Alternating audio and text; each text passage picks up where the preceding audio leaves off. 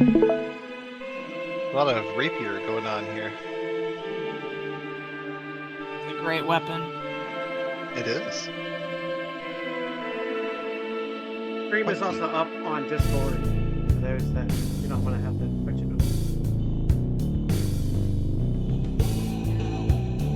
I keep the Twitch open but muted. I tried to give us shared chat, but I think on your end you have to accept it. Shared chat. Okay, I'll do it. I haven't want to. Oh, invite guest. Hold on. No, I figured out. I didn't. I had to invite. It's a few times.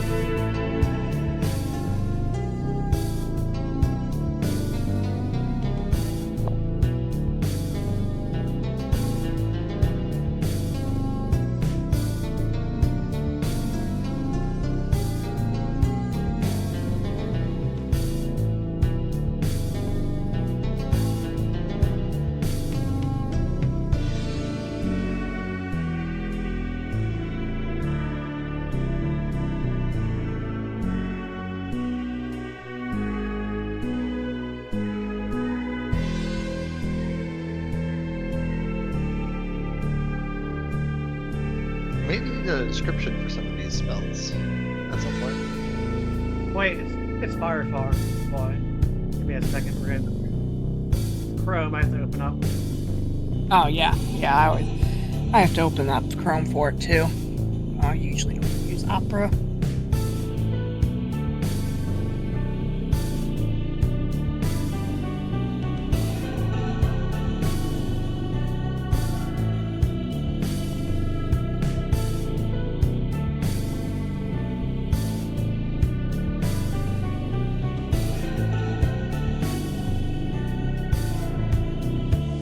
Yeah, shared chat.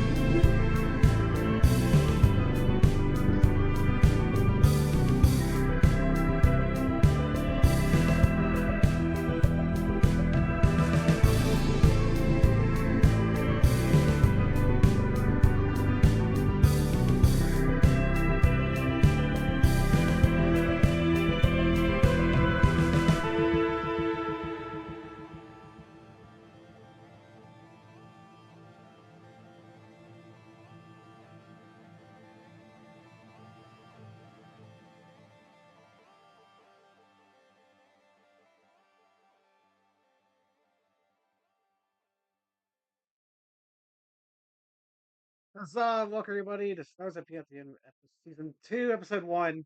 Return to Sender. How you cast doing? How's the cast? Hi, hello. Hi, I'm Caston. Hello. As you all can Hello. see, we gladly have Rin joining us to replace Meow. Tote.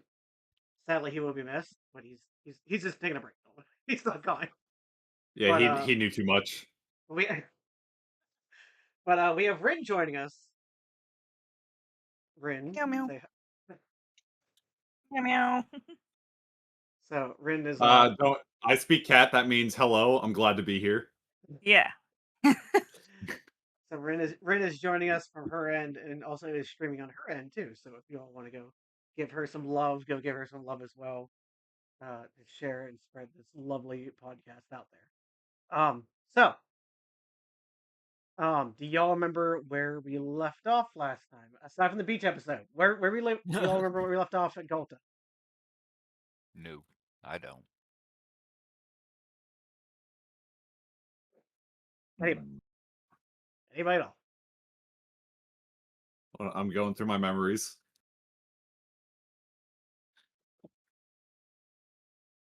We did a whole Geo Party episode. Yes. Oh, no, it's fine. All right, so what we remember is that the party was told they need to go to the frontier to get 2 items from the frontier.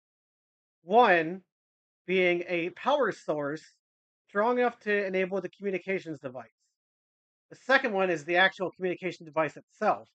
The power source is believed to be on Maqam, and the communication device itself is believed to be on Esturgo. Um, we learned that Fios was moving his office from K3 due to the fact of the events of what happened, and with the military's involvement currently now. Now that he has fully funded, invested it into the scientifical realm that he may be in, after the events of Galta, that he'd be moving his lab to a different location. But this is going to take place. This will take place 4 months later, after the events of Galta. So Fios is still within his move, but the party will start off. Let me get the music here. I want to bring up the map for K3. Or not yet. Not the map of K3. I need to bring up the map of here.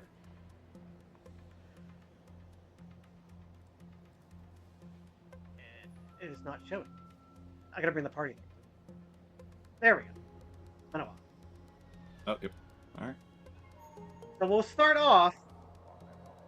Faraday is actually resting in his room, in his bunk, dreaming as he in the middle of an agonizing sleep.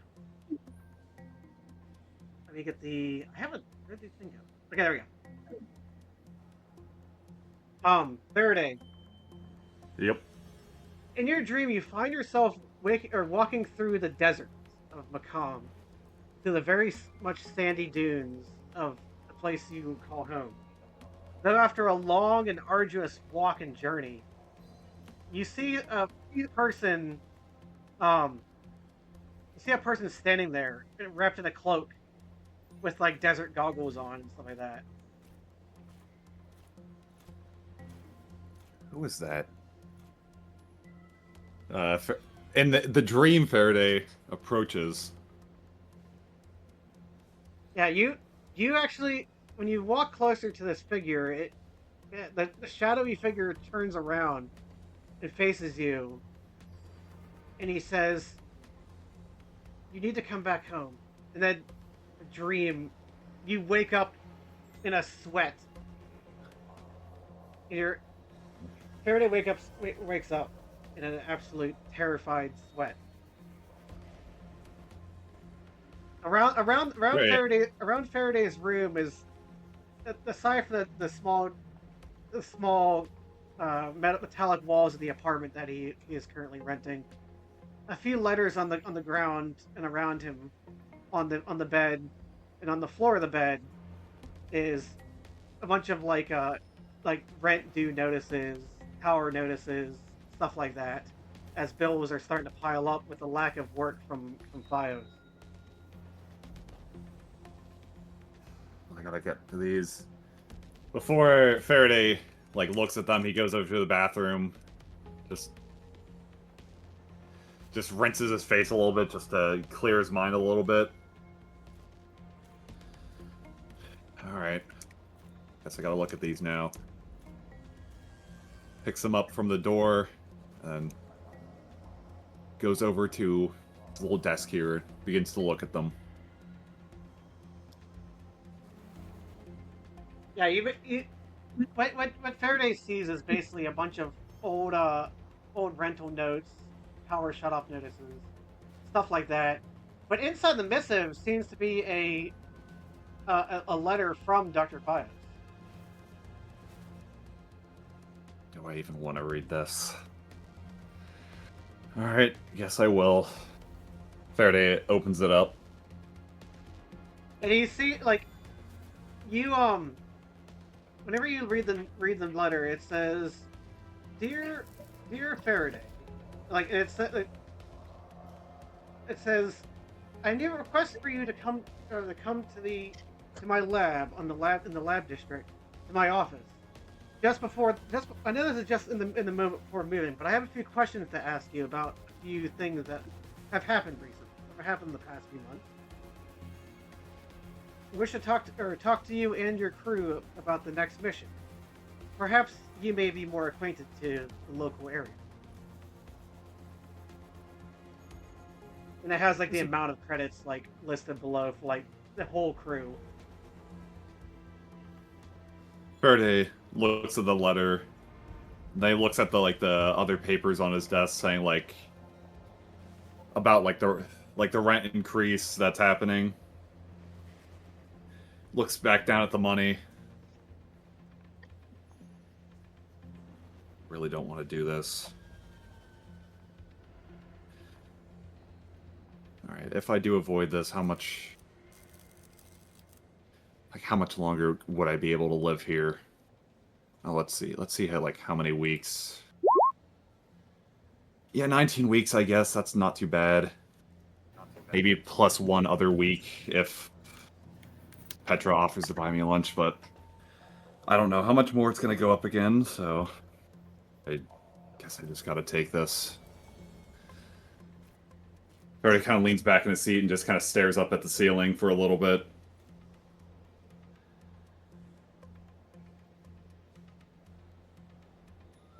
Okay. Meanwhile, down the hall in a different apartment, Eloy and Rome also get a notification, but this time it's on their Rome's collar. It's a transmission from Fios, and it reads out almost like an email to Rome, asking for Rome's cohorts and various crew members to see if they can have another mission for them to prep for the mission that was for the communication device and for their power source. What is Rome and Eloy doing at their apartment? Working. Well, I'm working. Eloy was sleeping. Whoa.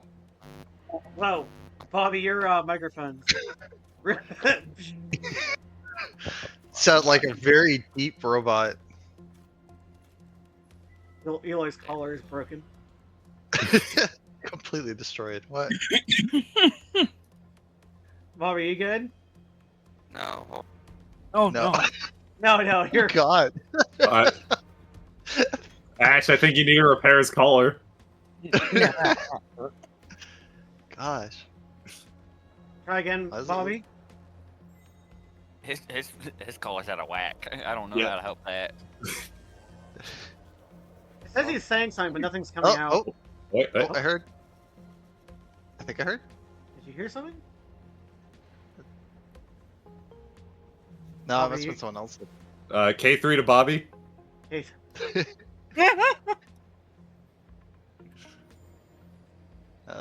Let's give Bobby a minute. yeah. K3 to Major Tom. K3 to scrolls through characters. It's still bad. Oh no. God. Yeah. Oh no. Bobby, are you able to join on your phone? Yeah, I'll do that. Okay. We'll give you a moment. Yeah. Wow. We can just say that Eloy is probably cooking like he usually is. Yeah. Yeah, sounds about right. Yeah, and I'm studying and preparing medicine research and all kinds of whatever I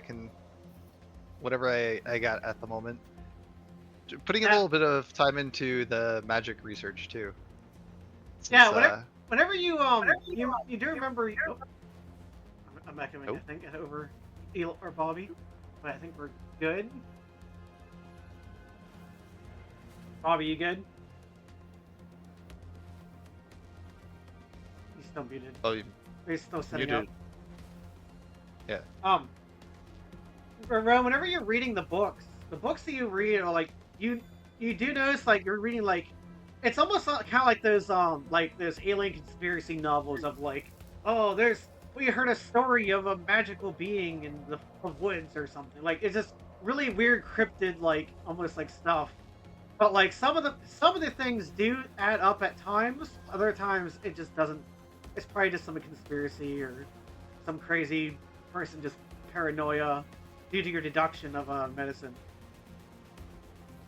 Okay, but does it seem that way even knowing what I know now about everything that's been going on? Yeah, you from your deductive reasoning from what you know is that you know that it exists and you believe it, but the problem is like you still want more evidence. Like Well, yeah, obviously. you want more evidence that you can prove because, like I said, the magic itself and EMF itself is a kind of a shunned science per se. Aside from Yeah. Fios. While I'm doing all that, I am trying to look for different ways to measure it, like to detect it's even there, because that would Okay. be the first step to proving anything. Yeah. Yeah, from what you know and what you can think, you do know that like Fios has some sort of device that can do that, but at the moment there is no like way to measure aside from like quartzite tuning itself. Hmm. Like since quartzite repels it, it's the only way to really measure if there is any artifacts or anything around. Okay. Yeah, maybe I can find something like resonance with it or something. Yeah, as you're thinking about it, you just remember like the like on the shelf, the quartzite ball just like keeps vibrating and like you just hear it and there's like the move around the shelf behind you or something. Okay. Oh. Oh. Probably switching devices. Yeah.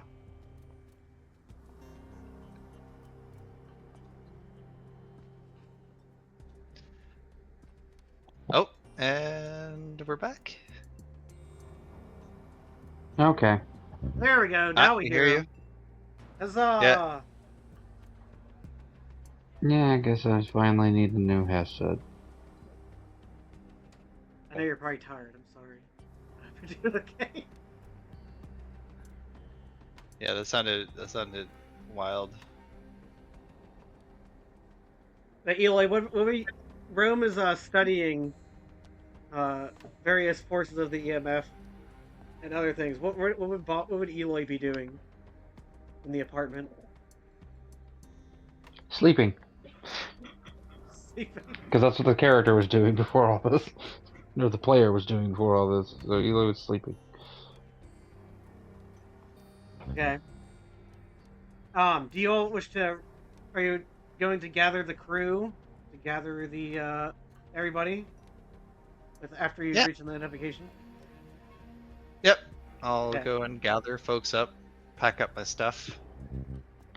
We'll start off. Just...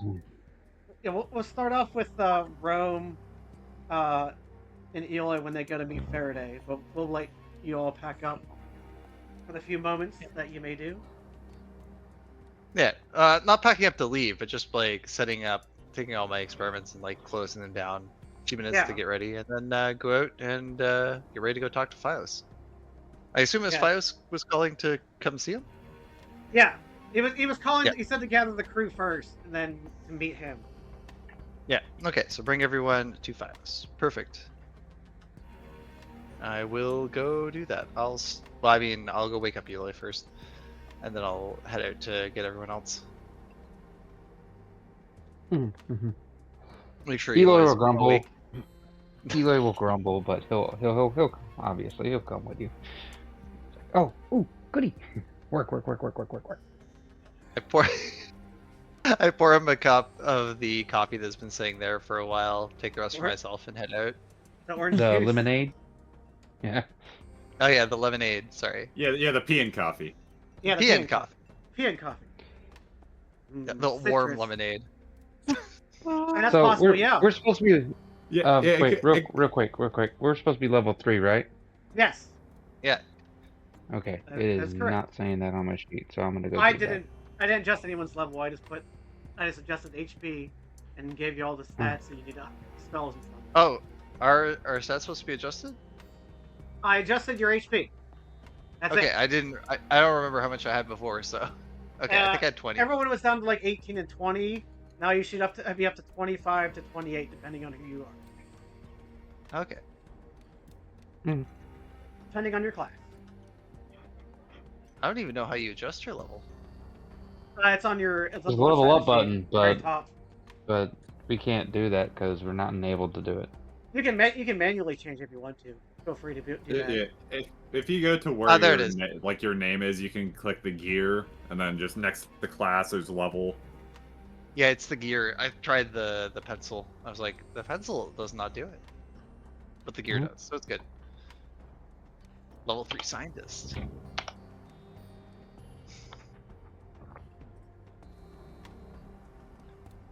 All right, let's go. Let's go get everyone. We'll have y'all walking down the hall to get Faraday first, as it's the closest in the residential district. So y'all can appear right here. Well, Roman, Eloy, that is.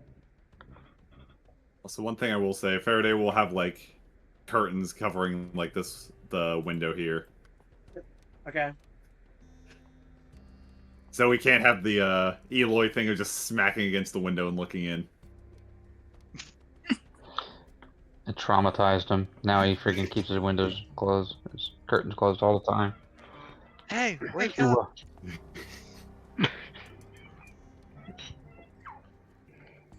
So if Eloy knows that, he's gonna slap himself against the window. No, you Start can't, tapping you on the can't. glass. So hear That's a window. The thumping against the glass. It's the sound waves. Is that what you guys are doing right now? Yeah, there's tapping Just tapping the on the glass. glass. I'm sorry. So if someone tells me I shouldn't do something, I have this like compulsion.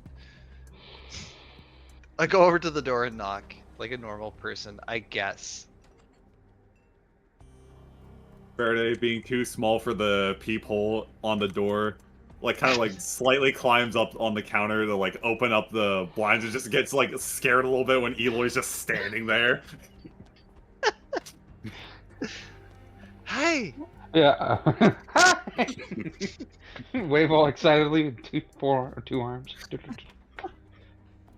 Faraday just has like a mix of like scared and confusion look on his face.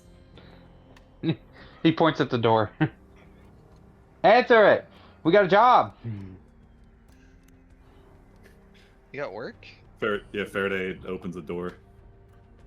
Like for some reason, I just pictured that like for some reason like a family sitcom meme where he's like there's like the neighbor at the window. Oh hi neighbor! And this is like ah. Anyway, continue on. Faraday opens up the door. I should have probably put this door on center, but oh well. What do you want? We got work. Yeah, I got a letter about that. I don't know why he knew who I was, but alright. Well, I mean, you did get the payout from the first few jobs, so. Yeah, but he didn't hand them to me directly. Everything's done electronically. Okay, yeah, whatever. It's true. I don't think he's met you personally. Well, it'd be a good time to meet the person funding this excursion. I'd rather not, but I need the money. Oh, hold on. Hello, knock knock. I already answered Hold the on, door!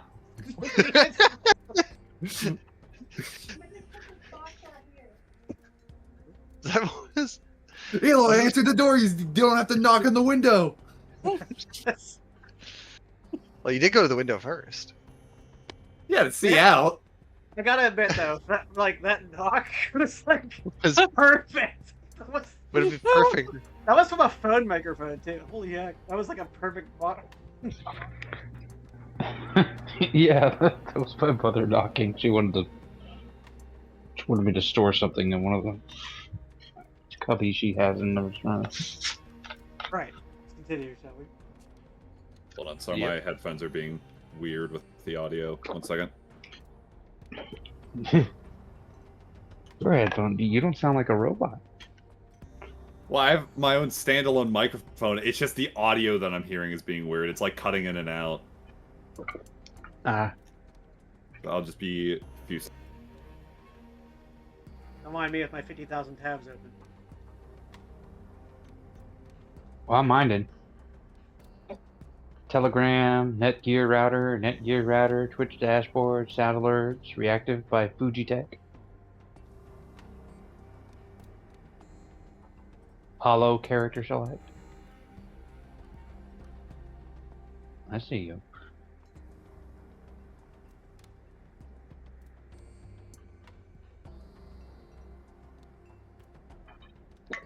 Okay, should be good for now.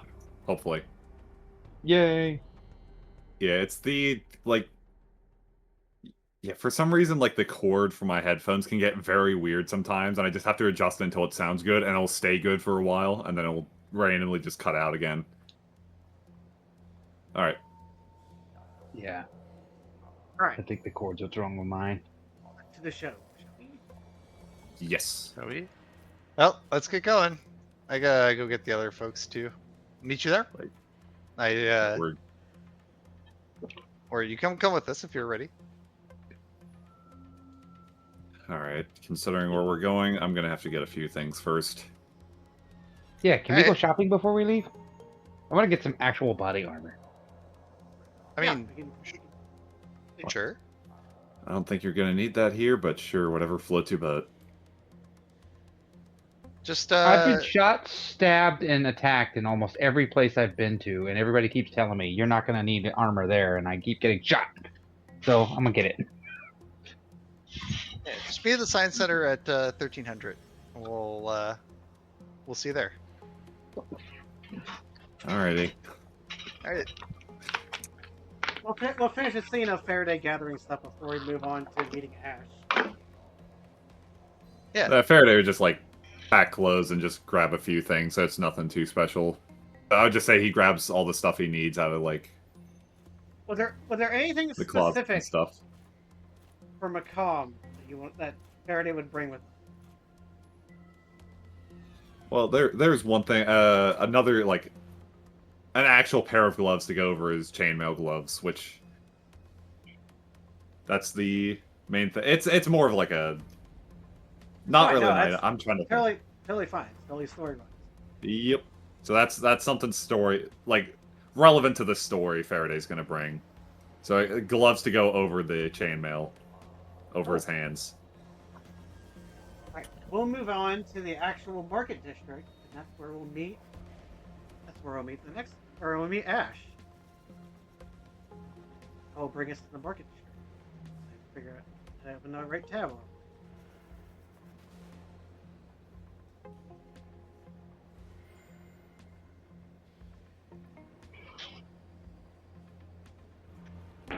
No, Vixie's there.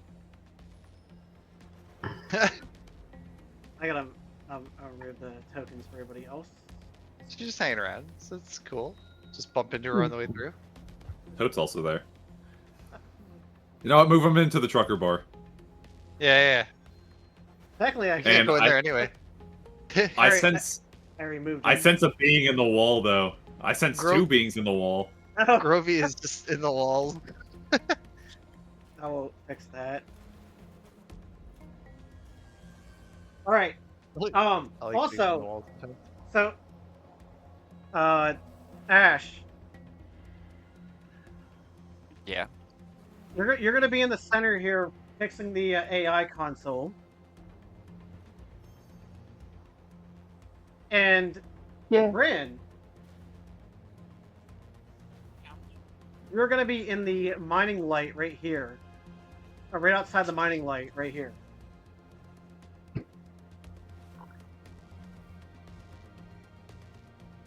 You're gonna be right here, right outside the mining.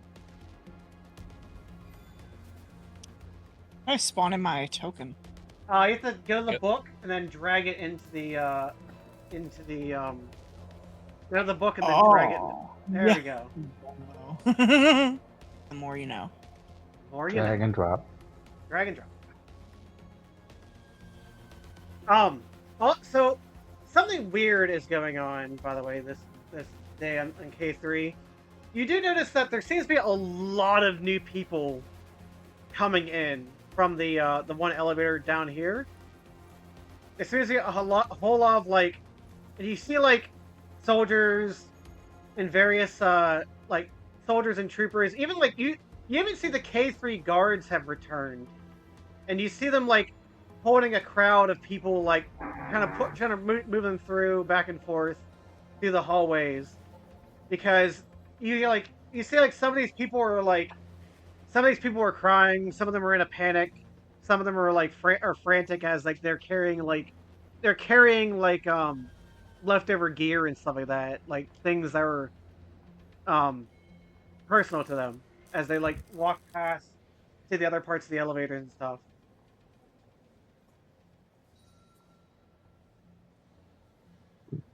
Are we a refugee station now?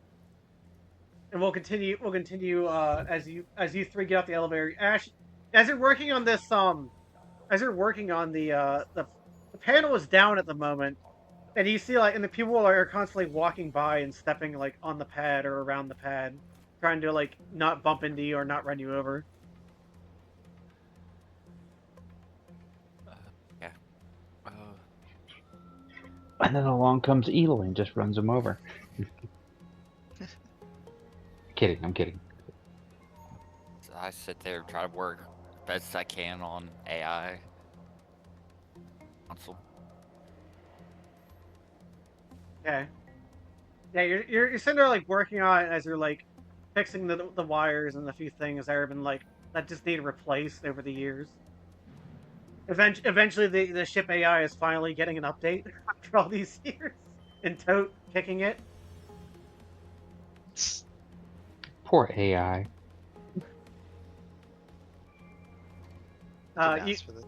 You three can arrive to Ash if you wish. Yeah.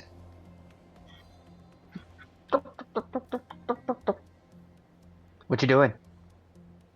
Working on the AI console. Ooh. Yeah, as you see, you're all Wait, talking. As you're all talking, there's people like more crowds of people are like walking past and around you, almost.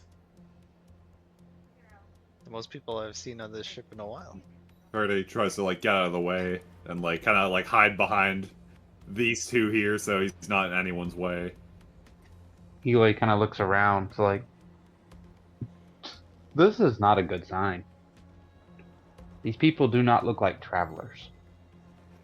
Or should I say, willing travelers. Have an in-character moment for a minute. I gotta do something for 5 minutes. Give me a second.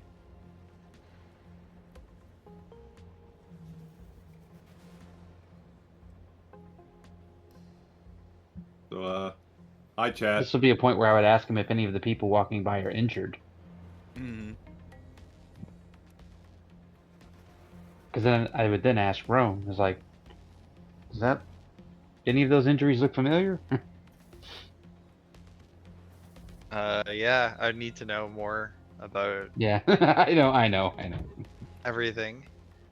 We all need to know a little bit about everything.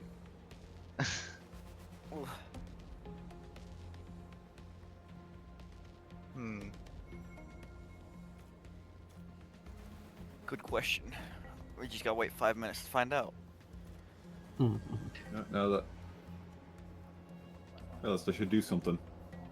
If we got 5 minutes, maybe I'm gonna actually go make myself a quick coffee. Need more lemonade, sorry. Need more lemonade. Be right back. Yeah, coffee flavored lemonade. We kind of watch Dude. wifey's food. That sounds- Food. Cats don't get it, so I'm just just like I said, do in-character interactions while I be right back. Alex, you can trust me with the food, right? You can trust No, the cat. no cat comment. with the food. No. You can trust the cat with the food. No. No, you can't trust cats with food. What do you We can't mean? trust They're Faraday in they're general. they're as bad, if not worse, than dogs. No, What do you no, mean? I wouldn't say that. My dog steals food off my plate all the time. I turn my head for 1 second. Well, she's got a ball of food constantly. Other cat here, back me up. Actually, no, 2 other cats here, back me up. Sorry, I forgot your son is a cat.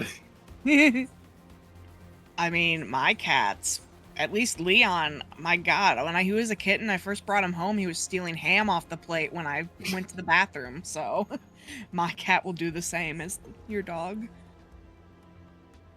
I'll be sitting there with the plate in my hand still, and I just turn my head. Nothing is safe, especially not chicken. Oh, it doesn't matter what's on my plate. Hot, spicy, if it's food, she'll eat it.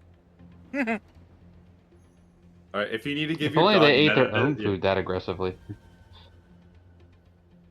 Alright, you know what you need to do? If you need to give them medicine of any kind, it's like a medicine that they have to eat, put it on your plate and act like it's your food. That way we'll just eat it.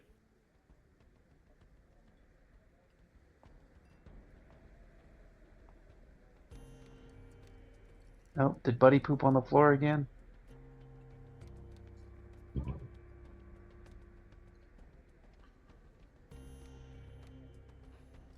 hear Mom talking to the dogs.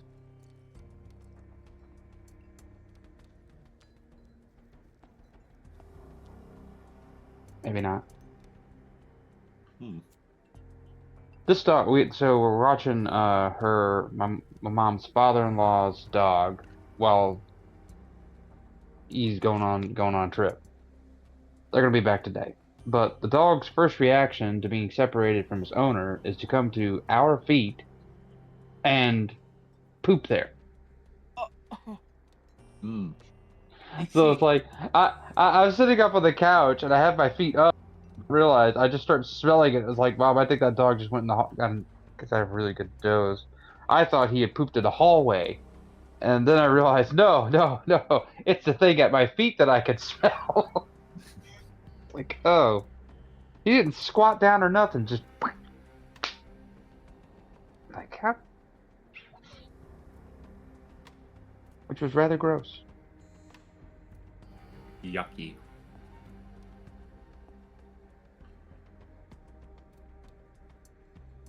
I still prefer big dogs.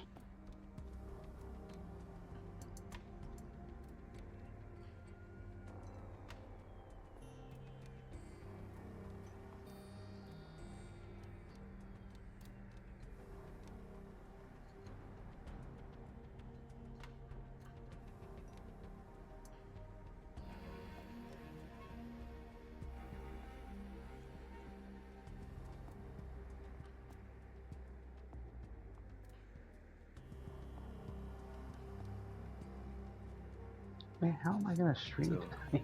My headset's broken. I don't know. Just can't. Frick. Man, I want to keep playing Skyrim.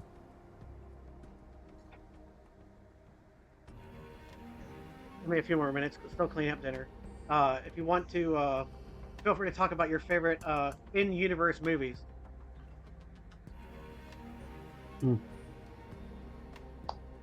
Them, definitely. Giant ants in the desert, freaking snatching people up. It's just a good old fun movie.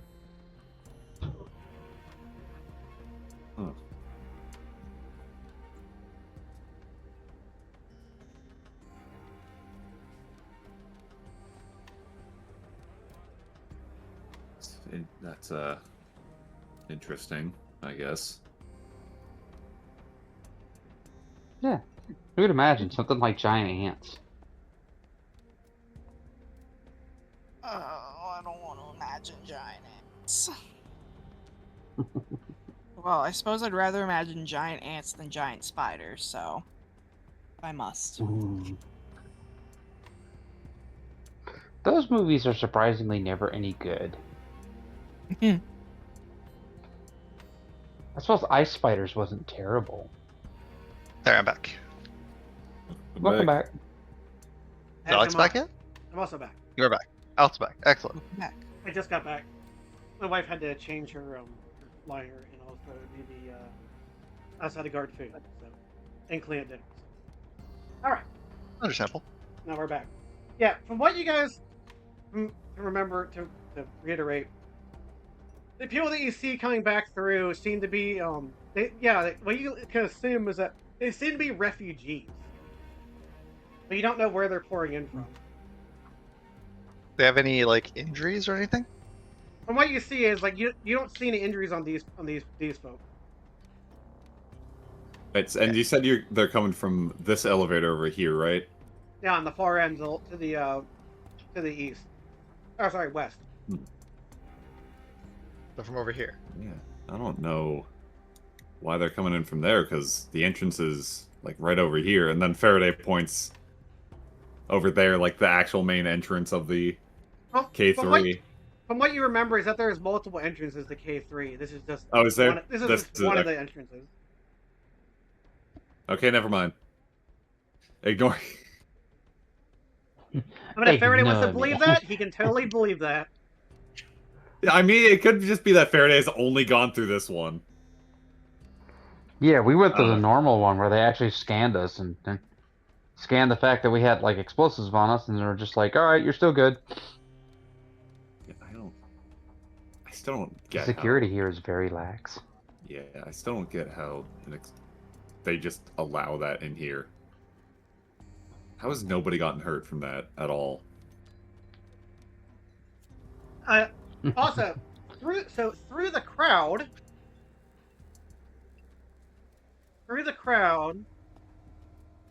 I need everyone but Rin to roll a perception check.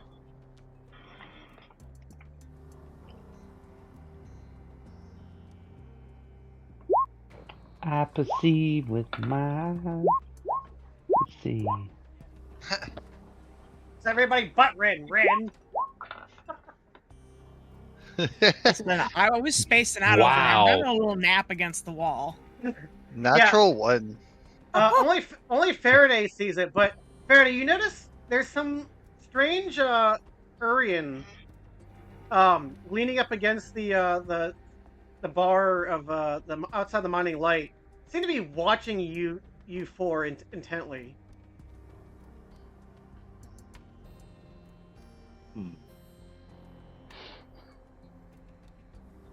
Yeah, Eloy, is that? I can't think of it. Looks like there's someone staring at us. I don't know, maybe just watching Ash like repair this thing. Eloy looks around like, where? I mean, it's the person staring at us. Yeah, all Eloy sees just the crowds of people walking by. Is somebody staring at us as they walk by? Like, I don't see anyone. What do you mean? Point.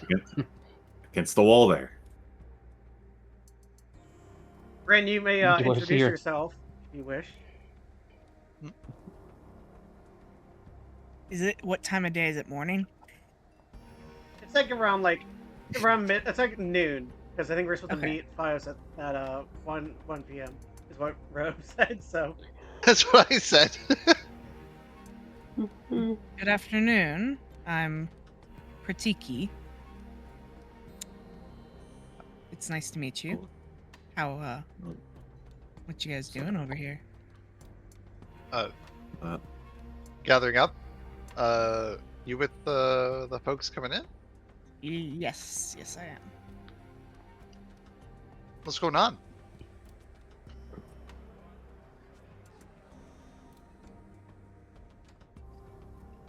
Yeah, from what you all notice, you notice that this Urrian has a translator collar on, by the way. Translating. Doesn't that mean that she's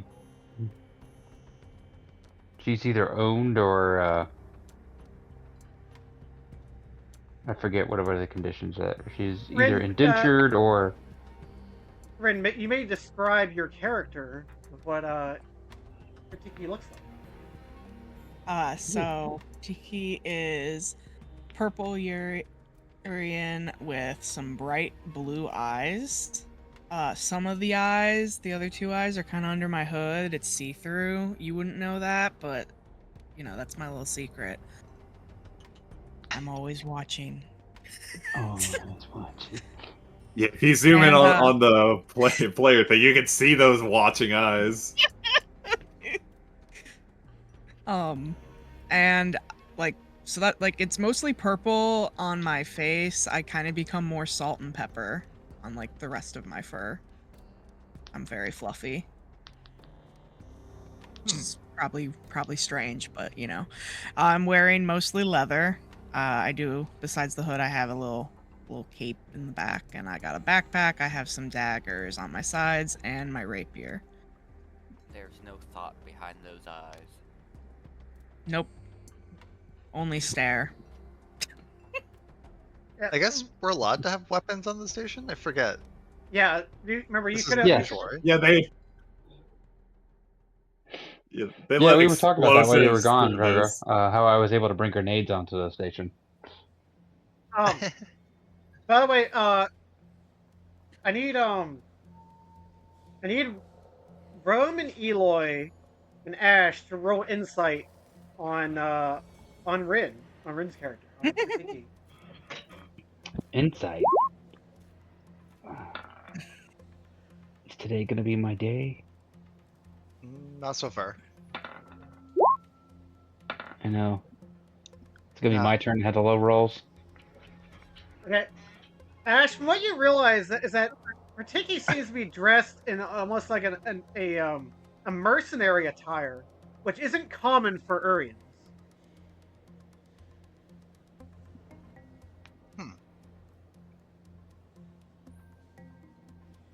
What?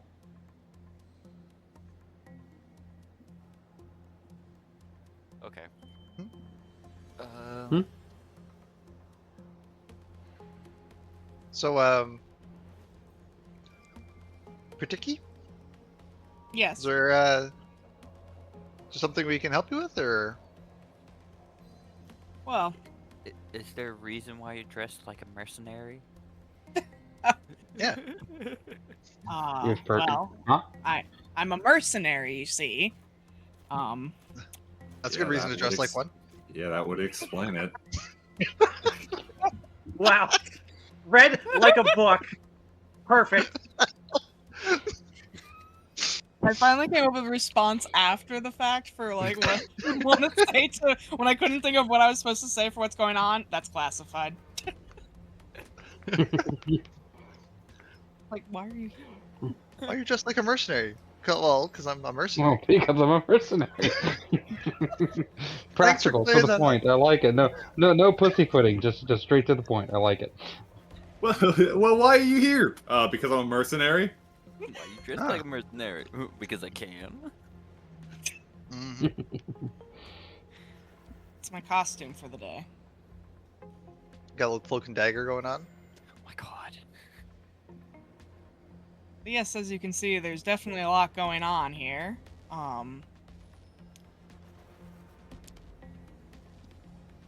Pretty complicated, though. Can you, sum it up to 2 sentences? Actually, here's a more important question: is it more or less complicated than psychic space ooze? That's a good question. Wait, Rome. Would you ask again? I said, can you sum it up in 2 sentences? Yeah. I need Rin to roll a deception check. Oh, is that what And I you've been waiting on the whole time? And I need her to roll another insight. Another insight. Well, maybe I'll do better on this one. Oh, I guess I will. Yeah, whenever you get asked that, like, Rome notices like you have no clue what's going on. even though you said you're from this group of refugees, you have no idea. So can you sum it up in 2 sentences?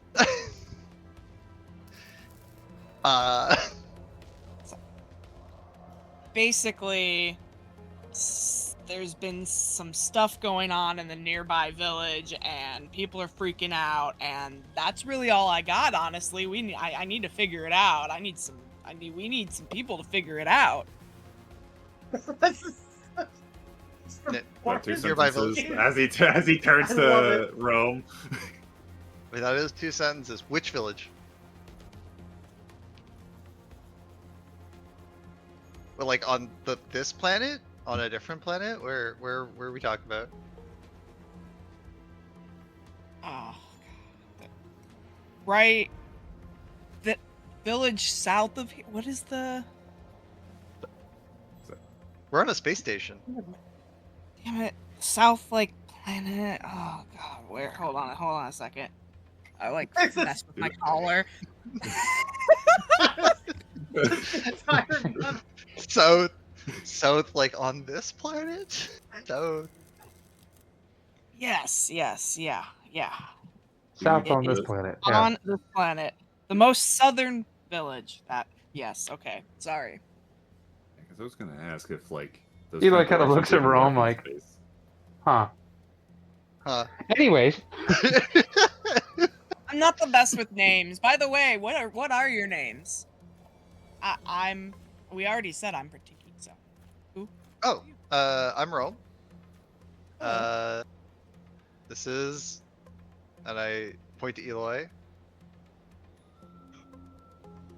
I'm Eloy, the cook.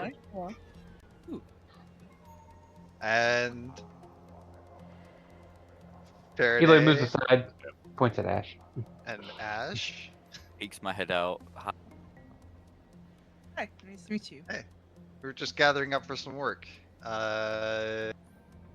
Probably completely unrelated to what's going on down there, but maybe we'll find out later. Things have a Yeah. funny way of happening like that sometimes. Could I possibly join you? Also looking for work, and I have a feeling that it's gonna be. I just have a feeling that somehow it's related to what's going on. Faraday kind of looks at the letter. Well, it does say payment for 5, and I don't think Iron's here anymore, so it's up to you guys. I have a brief moment, like, you don't know, do you know any, like, fuzzy peons?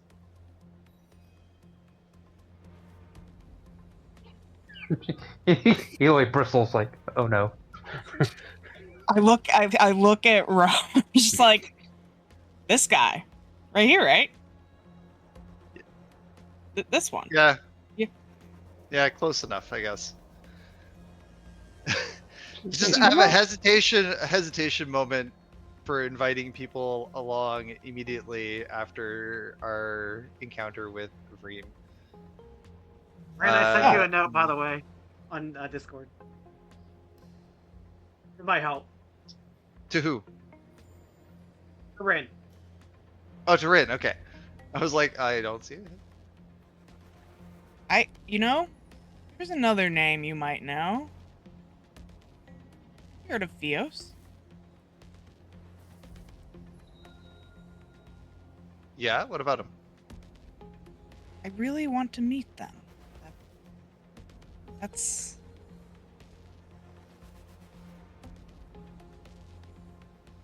Good enough, I guess. Come along. Yeah, sure. Why not? Yay. Let's just get this out of the way. Worst case, if she's an assassin, then we're already there, so it's fine. Listen, I may look like an assassin, but I am certainly not. Sounds like something an assassin would say. That Yeah. sounds like something an assassin would say. But again, there's not many things an assassin wouldn't say. I'm not an assassin, I'm a mercenary. I mean, an assassin is just a specialized mercenary. I'm not that specialized. I mean, maybe I will become someday. I mean, guess we'll find out. Maybe I'll take up that. I've been selling stuff primarily, but you know, we can consider going a little more violent. I mean, you can be an assassin as long as you're not here to assassinate Fios. We're fine. So let's get going. Oh yeah, no, never. Or better off I mean- us. Or us. Yes, no, yeah, us is yeah, also... that would be the more important thing there, Doc. Well, it's okay. I can She's heal so in you. love with her work, she forgets about the rest of us. Her own survival. That's okay. I can heal This is you. You can't heal yourself. I mean, You can try. And- You can try. I'm sorry. I'm sorry. While I'm not doubting your ability to heal, I just feel like if somebody goes through all the measures of killing you and incapacitating you, you're not going to be able to heal yourself. So, I don't know. We'll see that. I think you might be reading too much into this. Let's get going. Yes. Or maybe to the science wing for now. Or is there anything else you Yeah. have to do in the market thing before we head out? Yeah. I want to buy ammo, but other than that, no. And I can get that after. Whatever. Okay. Let's get Before I going. leave this station, I want to buy body armor. Yeah. Okay. We have some purchasing things, but we can do that right before we go. Let's go talk to Fios. Yes. Fios. First. I will move the party to the science wing. hooray for science! Science! Do, do, do. Oh no, I'm in the wall with this thing. Get me out! Our old assassin friend. Yeah, you sense that feeling in the wall. That's the assassin. That's the feeling. That feeling in the wall. That's the feeling. You don't want to feel that feeling, especially when it's in the wall. You guys make your way up to the science wing. You pass through the security way, and you get to the Fios' office. Now, you see that most of his stuff is fully moved. As you guys enter the doorway, and you see something interesting. If you remember the light, the crosswalk light, you see he has it in the open in his office as he's like turning it on and off, and he's like intrigued by it as like he's doing this. As you all wish to enter the room here. So you may move up to here and enter the doorway if you wish. I mean, you can stand up. Okay, I'm sorry, but my mental image before I realized you said the crosswalk light, I'm sitting here thinking he's sitting there playing with like the light switch, turning it off and on, off and on. I mean, it's kind of Just looking what he is with doing. childlike wonder in his eyes, and it's like, oh I mean, no, he's it's lost the. It's kind of what he is doing with it, per se. God.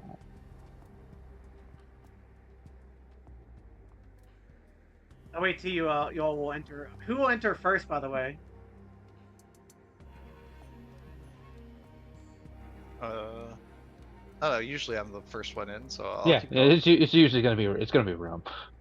Okay.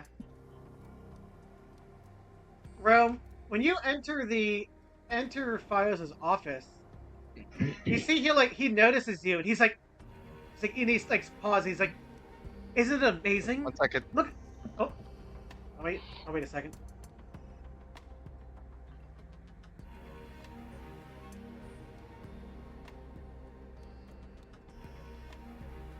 Sorry, someone forgot that I was playing right now. Continue. You see, like as you enter, you see Fios. He notices you, and he turns to you, and he's like, he looks back at you, and he looks at the traffic light or the crosswalk light. And he's like, "Isn't it amazing? Look at this, totally unblocked by the quartzite. And watch this." And he snaps his fingers, and it changes the light, but nothing happens. You got nothing's affected like it was in Galta. And he's like, through the boundness of an item, a person can control the manifestation of its effect. It can be switched on or off, or like changed to be non-existent. But the person has to be bound to the object. And he's like, And you can only You can only be bound to one, right?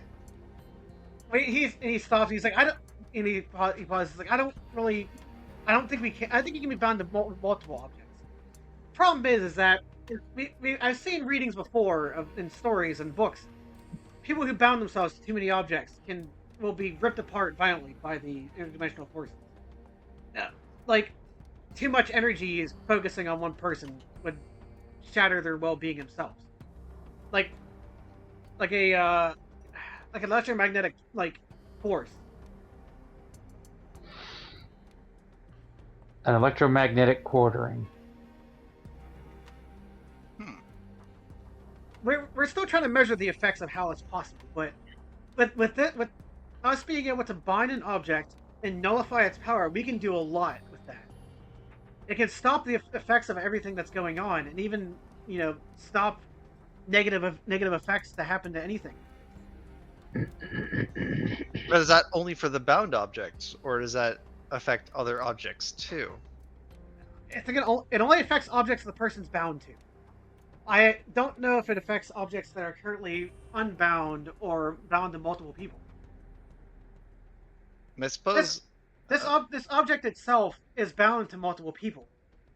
The question is, though, the problem is that with it bound to multiple people, its ability is limited, nullified. It's not as strengthened. diminished. Exactly, diminished. Right. You don't get as much pie when you split it up. And he paces back and forth around with the object just sitting there on his desk. So it can be bound to multiple people. That's new. Well, it's a new insight, I think. Yes, and it's the reason why I called you all here, because I have an interesting theory. With the power source and the object to communicate to the entity. I believe only few people have bound themselves to it. Now, the only time that the binding is cut is if the person is taken away from the universe directly or dies. Yeah. Wait, taken away from the universe? Is also possible, yes. With interdimensional travel, it can be quite well. With where the entity is located, we've sent people in there and they haven't returned. Wait. Are we talking about changing dimensions or just going really far away? We don't have a full proof on measuring that yet. Still a firm maybe. Right. Why I called you here? Maybe. Why I called you here? I called you all here because I need you to head to find the power source, and specifically, your one friend there. I do believe he's from Maqam, correct? He pokes his head out and goes, "Kitten, Wait. you needed." I hate that I responded to that. Okay. Eli is Dr. Fios has questions for you, boss. Faraday walks in. And you see you see the object in there, and he's like, Faraday, is it? Correct? Yes, that is correct. I do believe that there was a while back, I heard a report about a person from, I guess, a town nearby where you used to live. Huh? It could be just a story, but I need to confirm if this is actually true or not. There was someone who had once obtained power from an artifact on Maqam. The artifact that can actually it's the power source. We believe that they may have had contact with it, and they were once banished from your village a while back. Someone named Farris Hicazkar? Well, that is a name, but whatever power source you're talking about, I haven't heard of. You see, he rubs his chin for a moment, and he's like, huh. Well, I need to make sure that this person can be found. I need to have whenever you guys. He's probably the only person that knows about the power source and the artifact itself. If you guys can head down there when you head to Maqam for the first part of this mission, if you can find and contact Farris Hicazkar. We need to figure out exactly how he bound himself to the artifact. You suspect it's different per person or per artifact? We don't know if it's different per person, but for artifact, it's different. It's a different thing. But this artifact is believed to harness great power, and if with that much power and energy, if only one person is bound to it, clearly this person must have some sort of either interdimensional strength or must be able to utilize the EMF forces.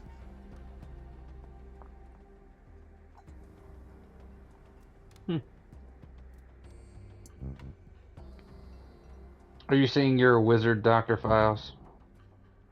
A wizard, Since you can... say. I wouldn't say that. I believe it's more or less manifestations of different electromagnetic forces that can be constantly changed and moved. Wizard is a more, archaic term, that is. And really, it'd be more of a sorcerer. Since it's a magical item. That is true. After all, we do know that quartzite can stop it, so it can be measured, yes. But the problem is that we have no way of physically finding these objects aside from stories and local tales. So yes, you may believe in magic and wizards and cryptozoology and all that, but this is true science here, right here. And now with the military back to funding me, I can finally prove the science board on Akoni that this is a proper science and not some laughable joke. I mean, everything is science. Everything starts out magic until you understand it, and then it's science. Exactly. This is why I want to prove it to them. After all these years, of course. It has to be repeatable. So we have to repeat it. Let's alright, so I guess we're heading down to find the power source. When you say power source, you just mean this particular artifact. This artifact can produce a vast amount of energy and power. We don't know exactly what it produces or how what exactly the artifact actually does. All we know is that it produces a lot of energy, much like the energy cores on K2. You say energy, you mean just like electricity or like a force, or what do you mean by when you say energy? It produces some sort of heat, like some sort of core type of energy emanating from it. We don't actually know what it is. Electromagnetic, fire, heat. It just varies in different sources.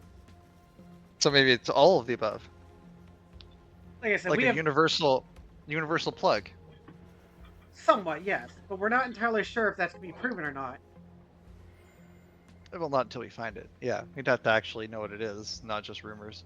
Like the source on K2, the entity there, the pickaxe. Whenever it was actually in its crystalline form in its full-on shape, it was providing a whole bunch of energy right at once, which is why the scientists of the K stations once used the artifacts as power cores. It's also why spaceships and FTL travel used it during the earlier stages. Speaking of which, what happened to that? Didn't we bring that back? Yes, I have it contained in a specific lab, not here. Okay, so we do still have it. It hasn't like gone anywhere. Okay, that's good. We have it properly secured in a proper quartzite containment zone. All right. The one before it was, well, of course, very much more decayed over time. Just we would want to have what happened to the other station happen here. So I was also kind of wondering about that. But you're not actually using it for power right now. You're just containing it, right? Yes. I'm trying to. We're containing it so we can study it. We're trying to figure out other ways. Now, with the binding effect, we do know that we can actually nullify the effects of these items if bound to them. Do you know what the binding is? Like, we don't know. I don't know exactly. It can be by touch. It can be by like some people will say like turning lights on 3 times. Lucky clovers, stuff like that. It'll. Some of them have various different rituals, or based off ideas that have to be performed to actually get them to work. So you can't just touch the artifact and then bam, start binding? Yes, exactly. This they kind of have passcode. This one basically. Here had to be turned on and off multiple times. So they essentially have passcodes.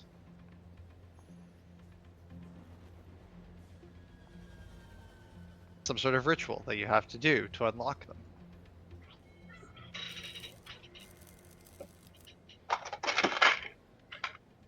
them.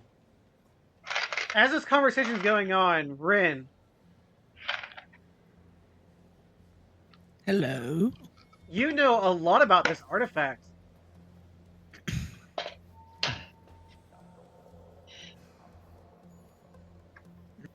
Yeah, you see it's like it's basically a traffic crosswalk sign with the walk and do not walk written on it.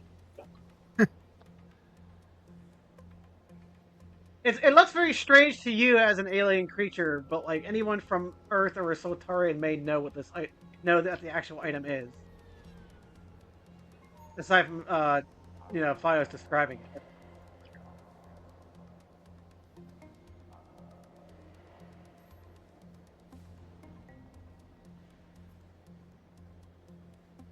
Also, while there's a little downtime in conversation, Faraday like tries to like silently just leave the room. Okay. Sneak away. I am staring at the artifact and being pretty much silent otherwise. That's... For a while, that's going to be my thing. Silence. Silence. It's golden. You see Too bad I'm poor. Fios looks around. He's like, I see that you are missing your pilot, correct? Yeah. Yeah. He's, otherwise occupied. Well, I can arrange you a specific flight to the frontier, of course. You all have your clearances now, after all the paperwork was done and passed through. I recommend within the next hour or so, if you guys have anything you wish to gather up, feel free to let me know if you need anything. I will make sure that the ship and shuttle is ready for you whenever you're ready to depart.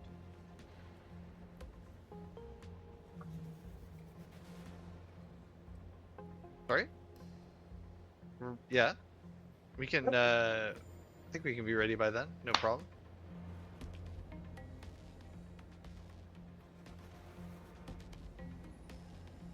Anyone else wish to say anything?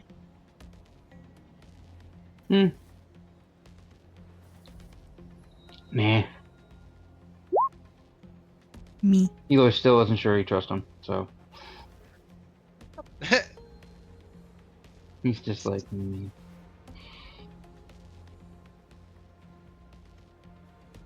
By the way, how much for this one? For what? This job. Oh, you see it listed for five crew members. It's 40,000 credits for the whole group together. So 8K each. All right, that's workable. Oh, and you see, like before he fully dismisses you. Oh, by the way, you may check the recent news. That I do want to warn you. With the recent events that have happened at Esturgo, a lot of the refugees have been coming from there. Apparently, about a week or so ago, a vast amount of the entities started crawling along the planet. Oh, So a lot of the people were being evacuated from the planet to other planets nearby. I knew it would come Hey. around. Eloy kind of perks up with like, wait, entities like the things we fought in K2? Oh, Yeah. this is much bigger. This is like the entity itself out in space in Voltari. Oh, fantastic. Here.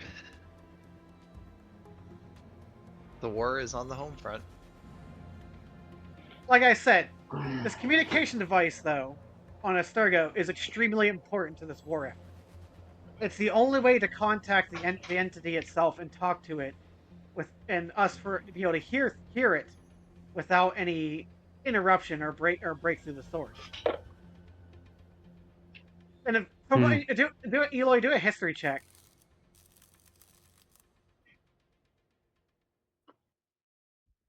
With advantage, by the way, if you want to do it with advantage. Oh, well, okay then. I will always take the advantage. Let's see. Now, where's history? History.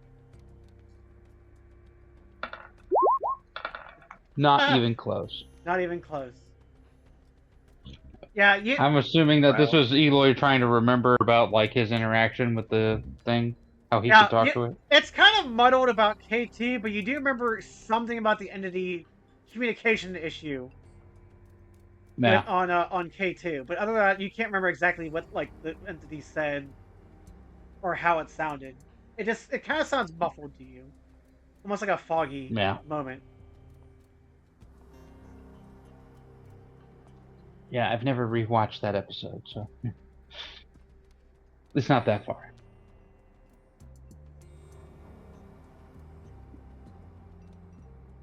And you see like that was a meta joke. Ren. While Pritikki is sitting there looking at the artifact, you see Fios almost like glares at you for a moment. And he's like, and he asks, he looks over to Rome and he's like, "Is this Urrian with you?"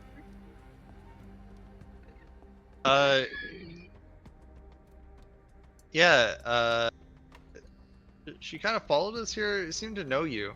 Do you know? It sounds like you knew her, but maybe no. You're talking about someone else. Who? Yeah. Do you know who this is?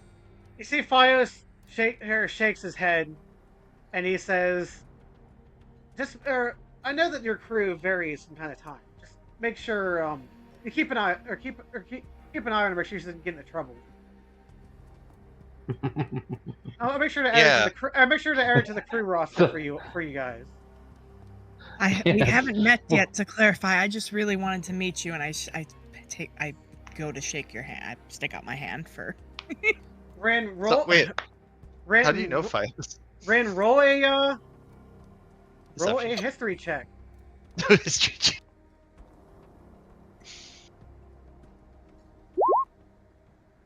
Yeah. Ren, you remember something very specific that Fios did about the light. Dun dun dun. You know what? And you see like as he reaches your hand out, at least he reaches out slowly, shakes it very gently, and then slowly pulls his arm back as he keeps eye contact. Nice to meet you too, Pritikki. I'm always glad to have, well, other people willing to do the work for the sciences, of course. I hope that our agreement can keep well. Of course. Yeah, Eloy's ears perk up again. He kind of gives a little growl, but he tries to keep it quiet. But and he looks, and you see like he looks over to Rome and he's like, "For now, I will have you dismissed. I have something to attend to right now. You see, like, he's looking at his collar, like, beeps for a notification. He's like, the PPA military needs me for something. I shall let you go to it. All right. Yeah, we'll do that. All right. Let's get our stuff done and get going. All right. As we leave, though, Eloy's gonna like walk up and nudge Rome, and I'm gonna okay. First off, I'm gonna ask this just out of character because I want to make sure I just didn't mishear it. Pritikki didn't, or Rin's character didn't tell Fios her name. Did she? Yeah, she did. I did when She I did? introduced her. Yeah, she did. Did she? Yeah, she did Oh, like well, right at the goddamn beginning. it. Well, goddamn Okay. it. Well, fuck it. I know she introduced herself to us, but did she? I was just wondering if she introduced herself to him. Because I thought I didn't hear her actually say her name there. So I don't know. Never mind. Oh, maybe I Can messed it we up. retcon Eloy growling? Because now that doesn't make any sense. If she didn't, what would happen? I want to know. Well, that just Like, confirms. if it's a Well, for goof on- Eloy, if it's that's a another goof thing on that my confirms to him that Fios is spying on us. Yeah, if it's a goof on my and if it's a goof on my end, tell me what exactly. well, I mean, if it's a goof on your end, then it's just a goof. Then no big deal. Friggin', but like if No, it was it's deliberate and important. Fios, It's important.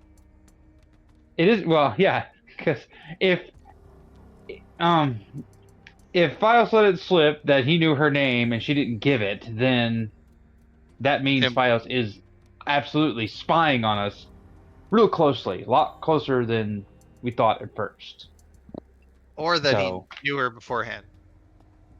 Or that too. Friggin'. Sent her out to meet with us or something along that lines. We'll actually keep your second thought as the main thing. Yeah, okay. I mean, it's kind of like with Vreem, right? Just so happened to know. He definitely know. You know what? Listen, I've always wanted to meet him. It's complicated. Like much like the situation going on out there. A lot of things are complicated these days. Am I right? Mm-hmm.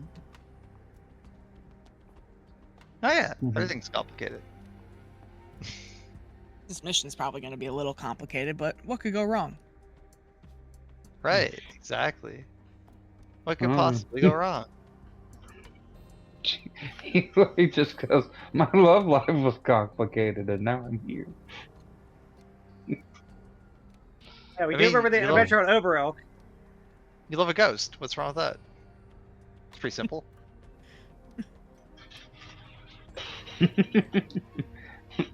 Thanks, Doc. Oh. I mean, scientifically, it could be a little complicated, but like, give me time. All right. More chuckles. All right, let's move on. Are we heading back We need to down go to shopping. the market district? You guys were gonna head to the market district. Which store are you gonna go to? Are you going to the Flatstone General or are you going to Homegrown Arms? I just know because Rome isn't going to go to Premium Power. Yeah, no, I'm definitely not going there. We know this. Freaking. Yeah, he's a bit more expensive. And he's more expensive. Bigot and more expensive. Why the hell would I go there? Yes. I'm going to go back to K3 to the main floor for now.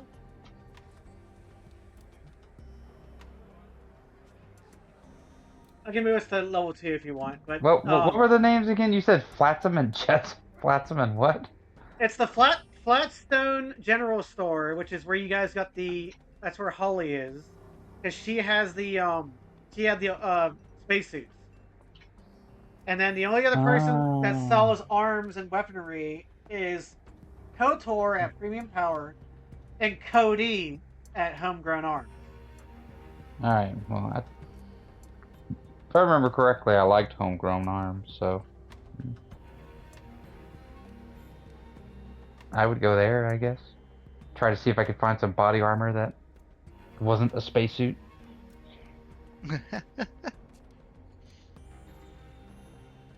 And is that where we're gonna move to homegrown arms then? Mm-hmm. That's where I'm going. Rome, anything else? Are you going there or no?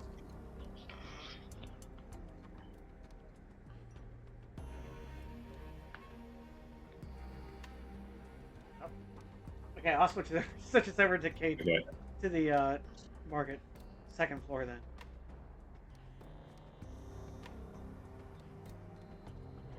Why am I in the wall? I have no idea. You put yourself there, you tell us. You might have not been here for that episode. That, Yeah, honestly, I made it. oh wait, no, it probably was. I was there for that episode, but not that scene or whatever. Maybe. That's probably Where's what it your was. face? Remember, homegrown wow. arms is up through here. Oh, wow. No, it's been a while since we've been on this map, huh? Mm-hmm. A little bit. Oh yeah, it has.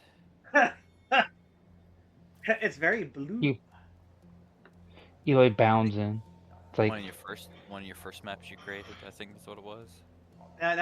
Well, the first one's the island, but yes, this is definitely one of the first maps. I'll actually eventually, when I have more time, I will upgrade these to the newer format with the newer some of the newer stuff. So, but give me time. can we keep the face right here? Yeah, sure, why not?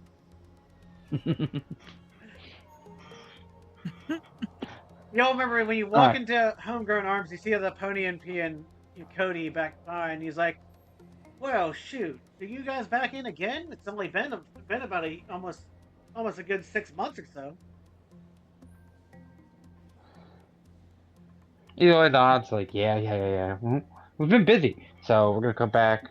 I was wondering if you had any actual body armor that would fit somebody like me. He says, "Well, I do have this used set of armor," and you see like, he's like, There's not "It's a holes little- in it, are there? there might be, but it's not really the best type of armor, is what I'm saying." And he actually he holds up two sets of armors. One is it's a leather set of armor, and yes, there is holes and tears into it, but it's still held up pretty well over the years. And then the other one is it's a fire ant carapace armor.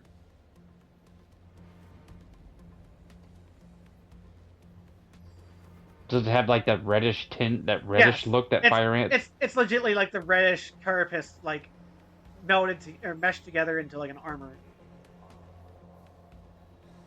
Eloy points at the fire ant armor. It's like, can I see that? He says, "Sure, I'm only selling it for around 800 credits." So Eloy kind of holds it and looks at it and feels it over, see how it feels. yeah, when you feel the outside of it, it has almost like a very warm sensation to it. But when you feel the inside, it feels very soft and comfortable, despite it looking very hard on the outside. And he says Eloy looks at. he's like, this here armor is from my home planet, of course, a Pony, with your technician friend. This here armor, I tell you, is probably one of the best armors that we have down there. But a lot of the scabbers and the rustlers will try wearing this armor to try to sneak around. I do admit, though, it's a good armor piece, despite us putting some bullet holes in them, of course. Eloy looks at it and goes like, how do they sneak around in something this color? And he says the rustlers will hide in the fire ants, try to gather the fire ants up, because it has the pheromones on them. Oh, so the fire ants won't try to eat them while they're wearing this stuff? Yes. I can give you a breakdown of the item of what it does. Okay.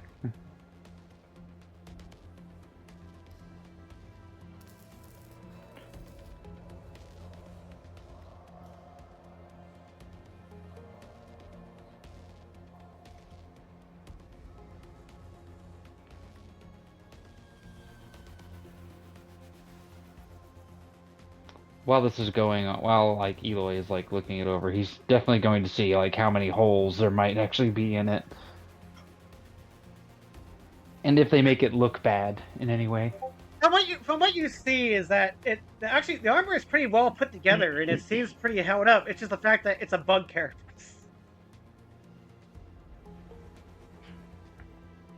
That doesn't really look the most appealing of armors, but it certainly is an armor.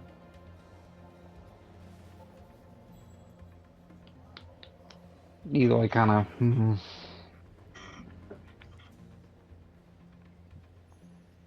It's like I like the color, but I'm just. I was waiting for him to have Grom's input as a bard. How about performance?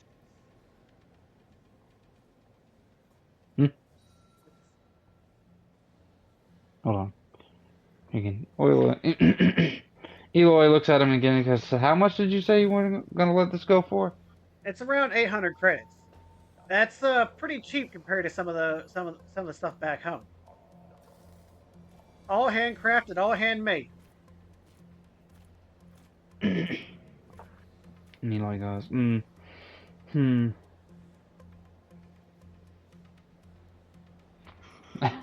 I've confirmed. I've decided that I'm gonna go check out the other place too, before we leave. And if I don't find anything as good as this, then I'll come back and get it. But like for now, it's like okay. He does go. It's like, do you have any revolvers, or yeah, a revolver with a holster?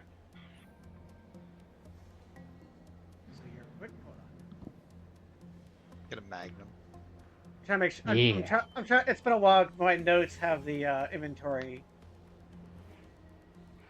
Yeah, Eloy wants to feel like a cowboy sometime.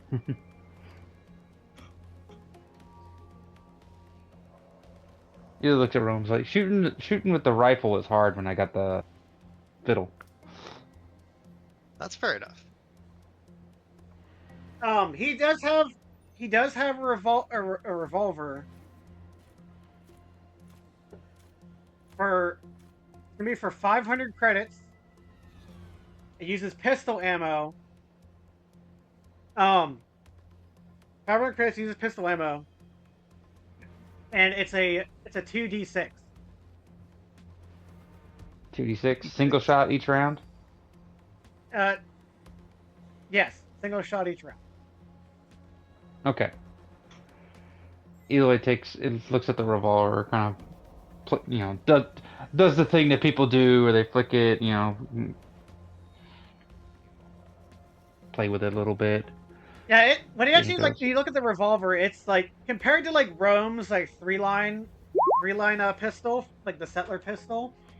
It is like as an actual like this is like a proper magnum. This one though is a bit beat up and scarred. Like it's not as shiny and shined up as like you would see in like other stores. Eloy goes, "Oof, you have been rough to this thing." He says, "But I do like it."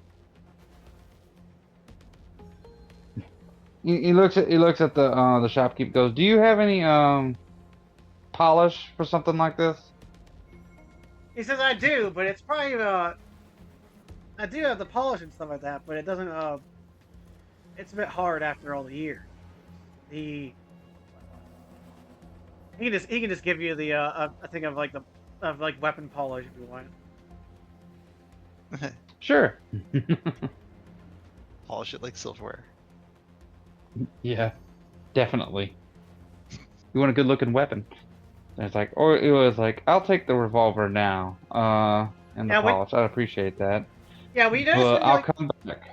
you notice when you look at the grip, instead of like an ivory or like a wood handle grip, it's actually like it's like a wire metal like grip. Ooh, that's not pleasant. Yeah, it's like I said, it's really worn down and beat up. Like the wood was like worn off from this metal grip. Are there any gunsmiths on this place, or anybody that might be able to help me freaking actually give it a wood grip? You'd probably have to. I could do it, but that's the problem. Is getting the material is a bit hard to get now, especially with everything happening right now at this moment. I'm sure if you head to Pony or maybe another place like Oberelk or somewhere where they do a lot of that heavy smithing stuff, you might be able to get something to fix it up. Wood's a bit harder to come by than the standard polymers. Do you have any of the you said it's wired, so I'm assuming it's not standard polymer right now. It's like I could get you some, but it'll take a few days. We're gonna be leaving soon. Looks like I'll just have to try and fix it on Pony. Eli goes, hold this for me. I will be back. I need to go check on something else with my friend here, assuming she doesn't have something she wants right now. Yeah, no, I do have some things. I got a little list here. When you're done. List. Go ahead. Yeah. Well, okay. So I need some ammo for my AK-47. Okay. I'm also kind of interested in having a smaller, more portable weapon, should I need that. And something along the lines of that revolver looked pretty good. Even higher caliber wouldn't be bad. He says he's like, you traded me the previous revolver, right? Yeah. Yeah, in fact, I would trade in this, I still have that pistol. I also have this submachine gun. I guess I won't be needing either of these anymore. I also have an anti-material rifle that I kind of picked up somewhere, but I think I'll probably hold on to that for now. Even though it's a little unwieldy. Yeah, we might have to take out a mech someday. Yeah, Usually you know, seems a little excited with that idea. You never know in our line of work when you might need something like that. Best to keep it around. But yeah, so I hand him the submachine gun and the pistol. I'm looking to get something with a little. We've been in some dangerous line of work. Could use something a little heftier. All right, you can get for the AK for 130 round magazine. It's gonna be. Here's the conversion here. Just let me know how many shots for the AK. It's gonna be. Or how many rounds. So, a magazine of 3 would be 10 rounds. Or 10 rounds per round, so it's a 1d10. And then you have the you actually have the 3 turns with it before you use up that magazine. Yeah, currently I have 3 turns. And how many would I be getting in trade?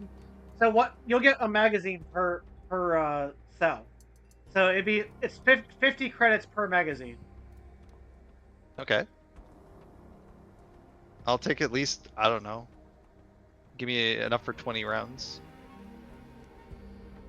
20 rounds. Or extra 20 rounds. I'd prefer to have more than less. 21, 7, 350. Okay. 350 credits plus with the trade offset. If you just do the trade offset, get rid of the SMG and the pistol, just add the rounds to your inventory, and then you still have to pay for the Magnum pistol. Okay. Yeah, I would take like a Magnum or even a Desert Eagle. I don't have to look fancy. I just want to put holes in things. Yeah, so for the revolver like pistol that Eli got, it's like I said, it was 500 or 400 credits, I think. Whatever, it was one of those numbers. Brain. I think It was 400. No, 400? Sure. Yeah, it was Yeah. Well, Let's say 400. Why not? Okay, putting that. And the submachine gun, I'm removing that. The regular submachine gun. Yeah. By the way, that range on that Magnum, because the range on the pistol is I think only 30 is what's the range? 30 range.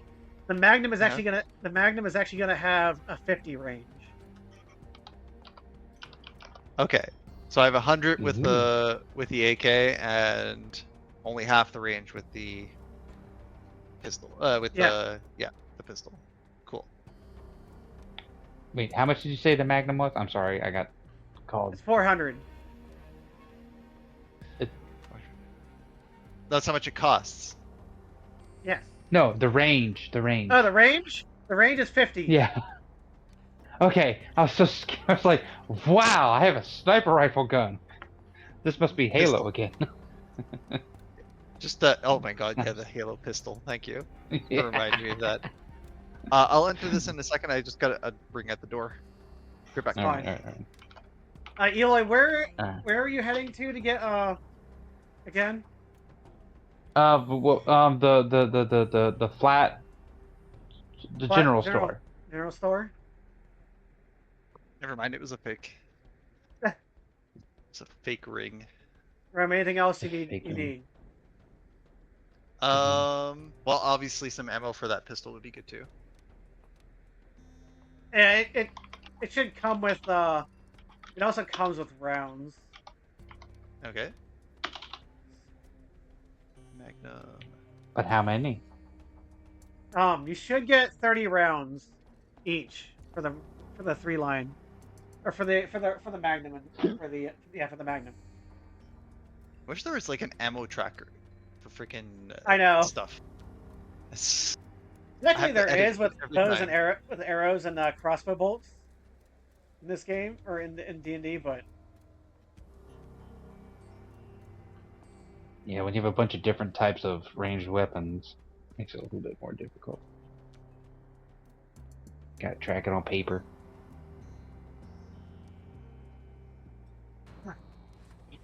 Eloy's gonna That try was and make it 56, quick. right?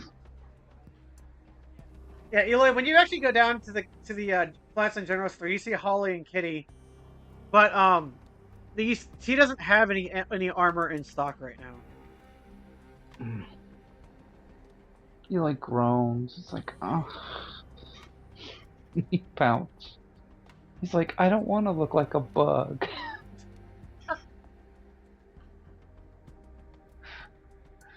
He's like, I'm a talented performer and a hunter. I don't want to look like a bug. Oh well. Alright. Eloy tries to see if he can put in an order for something. Okay. Just armor similar to, like, you know, something that isn't tattered and, you know,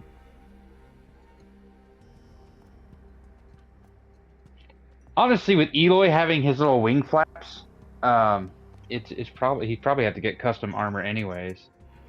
So he talks to Holly like about whether or not you can get a custom order of armor, of you know, ballistic type armor that might help him. Yeah, when asked, she says she can get a custom order like through the Flatstone Company abroad to send out an order to like from one of the HQs in Oberelt to send one to to here or to wherever a Flatstone thing may be. That way you can receive it. What do you mean, wherever the Flatstone thing may be? What you know is that the Flatstone Mining Company is in multiple locations abroad. Oh, so we could technically have it sent to the planet that we're going to. Yes. Hmm.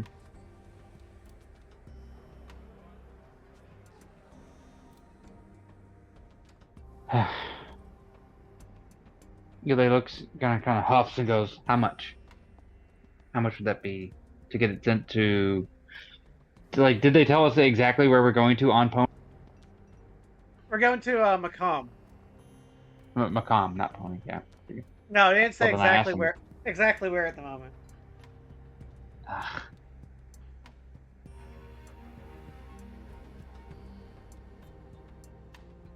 Eli kind of taps and goes, okay. If I get something custom ordered, because I don't know exactly where I'm going just yet, can I send you guys a message and have y'all send it out there?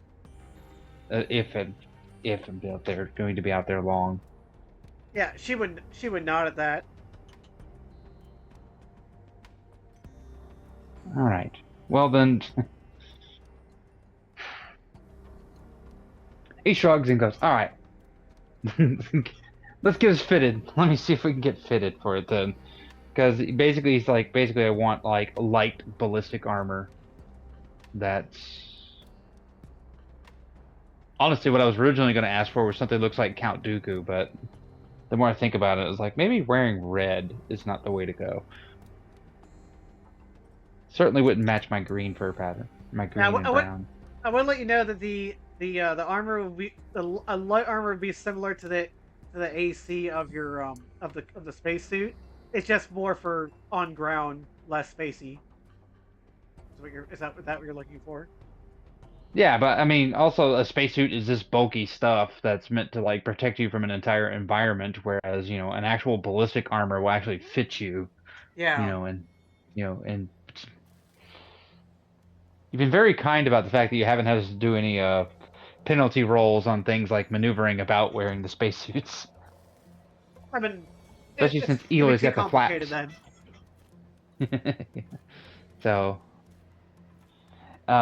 So yeah, he's is it like, so you mean like, it's going to have like the 2 damage reduction and yes. No, well, so wait, is the stuff is the bug armor going to be just 2 damage reduction, or is it actually going to improve my armor class? It's going to actually be 2 damage reduction. I wrote that wrong. It'd be the same thing. It just adds the extra bonuses from the other things that I said. It's not your standard armor. Be stacked with the spacesuit. No, you can't. No, armor can't be stacked with spacesuit. Well, you can put it underneath the spacesuit.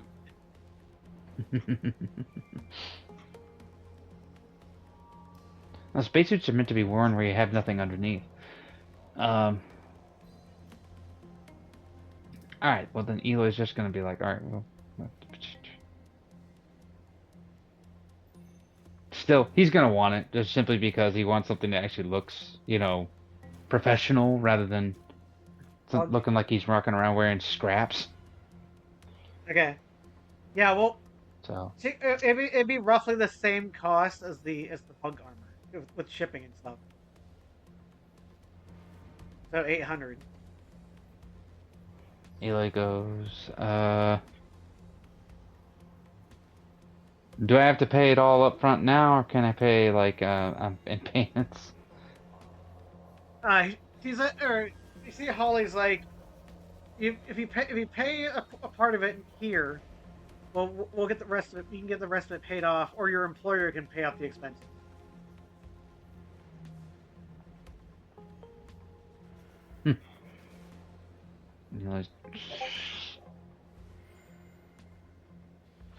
Wait, hold on. Dude. Oh. And Eli goes, you know what? I'll just pay for it all up front. Okay. I just need something that makes you look like a damn professional rather than what I've been wearing. Yeah, you see, like, whenever you speak to Holly, she's like, oh, we'll have it there, have it sent to your location whenever ready.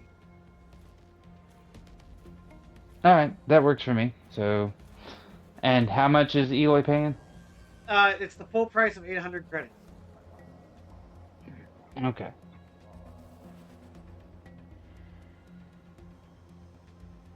Or, alright. Is anyone, what's everyone else doing in the hallway at the moment? See, you 3 are just chilling in the hallway.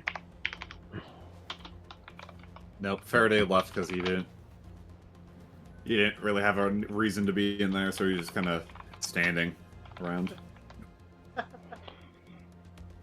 So why can't we get armor that improves our AC? We can. It's just at the moment I don't have anything set up for it yet. Okay. Alright then. Freaking minus 800 for the ballistic. Then Eloy's gonna go back and like finalize the purchase of the revolver. Oh, wait, before he leaves, he is gonna ask, he's like, wait, hold on. Do y'all have any, I'm getting a revolver. Do y'all have any wood finish or anything for the any handles for a revolver here? Revolver Yeah, type like weapons? Holly can give you like a broom handle.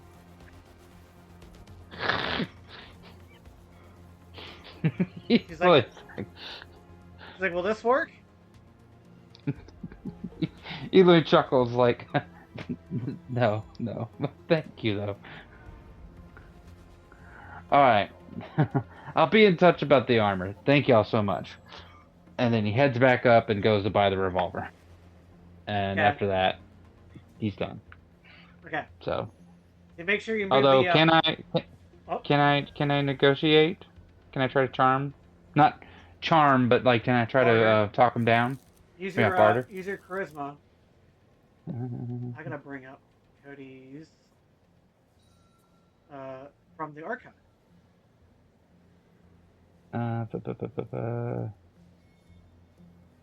Basically, he just tries to see if he can convince him that, hey, maybe, or... Yeah, Roy, charisma check. Wait, that's with maybe advantage, throw in by some the way. extra ammo in there? That's with advantage.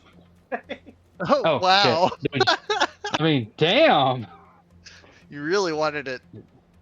The game is trying to make it up for me after the 2 crappy rolls last time. Do you want me to roll again? No, I was count advantage. Let me just It wouldn't have mattered. You would have rolled 19 no matter what. Yeah. You can bring the price down by 100 credits at least. Alright, so 300 then?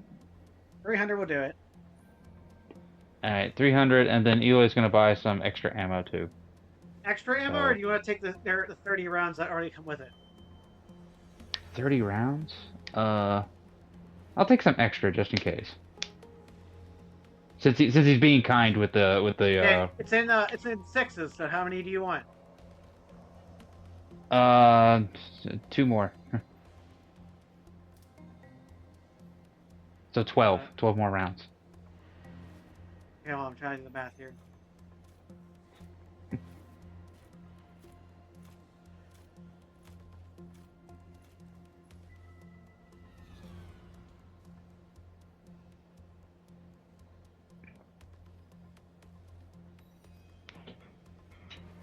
Oh yeah, it'll just be 15 credits. 15 credits each, or 15 credits for both? For all the whole thing for 12 rounds. Okay, well then shoot. Eloy pays that 315 for that end, which is The rounds are very inexpensive. 42 rounds. All right. Where let me know when you're all ready to continue on. Alright, I'm ready. Sorry it took so long, guys. Eloy's ready? I'm ready. Ram, are you ready? Yep. Ash, are you ready? Yeah, just wait on you guys. Okay. Faraday? Yep, I'm good. And Pritikki. I'm ready. Yippee! All right. We're gonna go. I want to move us to. I want to move us to the Zephyr, just temporarily because I don't have any other ship as the drawn out. I'll move us to the Zeppelin temporarily as our new ship. Let me get us.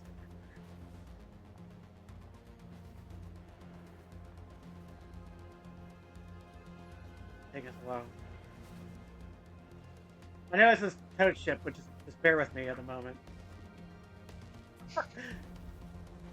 Hey, Toad, can we borrow your ship? We're gonna go on a 5-minute break. All right. You want to take a short break, get some water, get some chat for a moment. Feel free. We'll Some lemonade. yeah. We'll come back at like come back around 06. I'll see you then. We're Right. going on a trip in our favorite rocket ship. See you in 5. Feel free to add Always yourself been- into the Zephid for now until we. I'll get an actual proper ship up eventually. As you guys, I get the music up, back up. To continue on from where we left off, as you guys enter the new the docking bay area, you actually see two Soltarians with the ship insignia, the Firestar. The Soltarians are, one is an otter, a female otter, and a female mouse. The mouse seems to be dressed in more of an engineering thing, while the otter seems to have more of a pilot outfit on. And you see the otter looks to the crew, and he's like, she sees Rome passing by, and she's like, "Hey,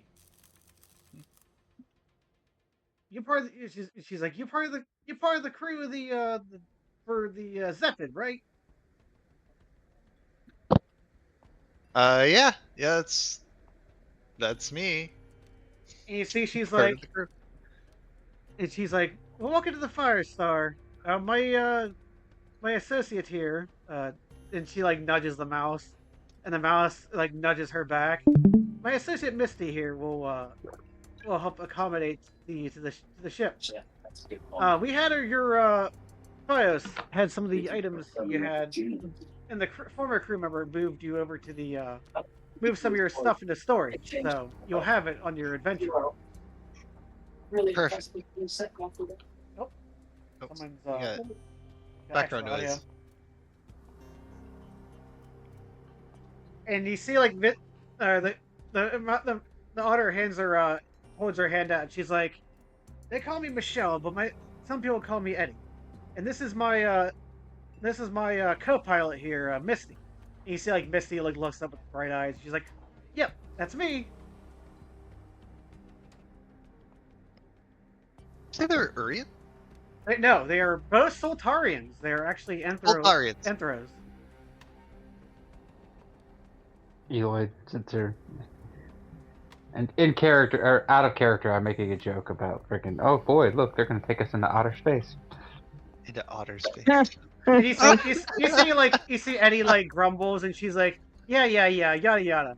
But we're taking you over to the we're taking you to Maqam, as by Fios' orders, of course." All right, appreciate that. I think we're all here. 1, 2, 3, 4. We are in fact all here, right? Yep, present. We're supposed to be 5. 1, 2, 3, Where's 4. that? Yeah, we're missing some. Where's Ash? Yeah. Ash? Yeah, There it is. unlike the Zephid, this ship seems a bit more modern in its look, with some more sleeker design. It actually has separate cabins for everyone to stay in, as well as a storage bay. It's not as cluttered as it looks, right? Yeah, it's not this. Aww. I'm saying this out. You mean I don't get to listen to everybody else snore and talk in their sleep anymore? Darn. Yeah, I'm saying this out of character. Yeah, out of character. It's definitely gonna be a lot cleaner than this. I don't even imagine the Zephid was this messy. Like, this is a little bit too much. For like, Huh? No, but it's like luckily the ship. This is what Yeah. Iron said it looked like. Okay, then Faraday's definitely going to comment on how the ship that's not currently shown is way cleaner. Yeah, whenever you like, you're welcome to clean it. yeah, whenever you board it, it's got like that nice, like sleek silver, like brand new, like polished floors, like all sorts of like really nice, clean lines and amenities. It's a really sleek looking ship. And you see, like Eddie is like, "Yep, Firestar. We've been running her for a good 5 years now. She's one of the fastest ships, or one of the fastest trade ships in the galaxy." And you see, like Mistie's like, "Yep, and I built it straight for the engine core, all the way down to the modifications." You know, I've seen many ships that run faster, that are older than some of these newer ships. So, you know what? This seems like a great ship. I've seen many ships. Hey, it gets there fast and in one piece. That's good for me. Oh yeah, we definitely don't want a repeat of our what was it, the transport ship? You can also the party can roll an insight check on Misty and Eddie. They wish. Yes, I do Absolutely. wish. I will roll every chance I get. I am distracted by rummaging through all of the stuff now. I want to know what's there. Faraday's too impressed with how clean the ship is. Eagle is still giggling about his Otter space joke. We need Ash and I need Ash and Rin and Pritikki. Rin said that she's not going to. Rin said do. Too distracted. Yeah, I'm too distracted to roll. I'm rummaging through all the stuff. Wait, there's not a lot of stuff here. We said the ship is clean. Yeah, the ship is it's in the same ship. Yeah, this is just representative, whatever the word is. Representative. Yeah, because this was the old ship we had for like the map, but like it is the a actual placeholder. Yeah, placeholder. Placeholder for Got now. Do you still wish to run that insight check? I'm inspecting for dirt instead. I'm waiting on this. We'll the see. tiniest Maybe piece I'll of dirt. roll it. We'll see. Not right this second. Okay, Rome. Whenever you hear Misty and Eddie chat with each other, they seem more than, from what you believe, more than friends. They were roommates. Oh my Let's god! just say they're let's just say let's just say they may be more than that. That's the joke. Yes, the joke. They like, as they chat and banter with each other, like Misty seems like the more mechanically inclined one, while Eddie seems more like the adventurous, the adventurous go-getter type. Awesome. It also seems that Misty, you also believe when you overlook Misty, not only is she's the ship engineer, but she also seems to be a scientist per se as well. Ooh. Excellent. More scientists. Please. Yay! All you science nerds can all geek out with each other on the trip. Yeah. Somewhat of a scientist myself. Well, some of us are biology science nerds, while others are mechanical science nerds. It's not the same, Science is science. I'm sure It's you true. still have What's the an same anime with interest. science team? Cooking isn't a science, so you only can't join in. Wait, Actually, no, yes, it cooking is. is Cooking is Actually, definitely a is. science. It is totally a science. Everyone immediately jumps on you like. Cooking's Hey, a I'm the one who science. cooks. Why would everyone jump on me? Because you say it is not a science. It's like You only self-deprecation. feels like it's not a science. You only feel like they get treated like it's a science. So, Baking is a science. Cooking is an art. there we go. Cooking and baking, same thing, different procedure. Yeah. So Well, it's it's- science. You get more creativity with cooking than you do with baking. No, you got equal. All right. As the Alright. Alright. as the ship as the ship preps to depart, K3, like unlike the Zephyn, where like you can feel every movement, like just like the ship leaving dock, you can feel like the whole like you don't even feel the separation of like the docking mechanisms and stuff compared to like the Zephyn as the ship like starts rate of movement and it leaves the docks of K3. It takes like a few hours compared to the Zephyn's slower travel. But after a few hours, you guys reach the warp gate. That is the Scott Farris suspension. It's you guys get to the Lagrange Point.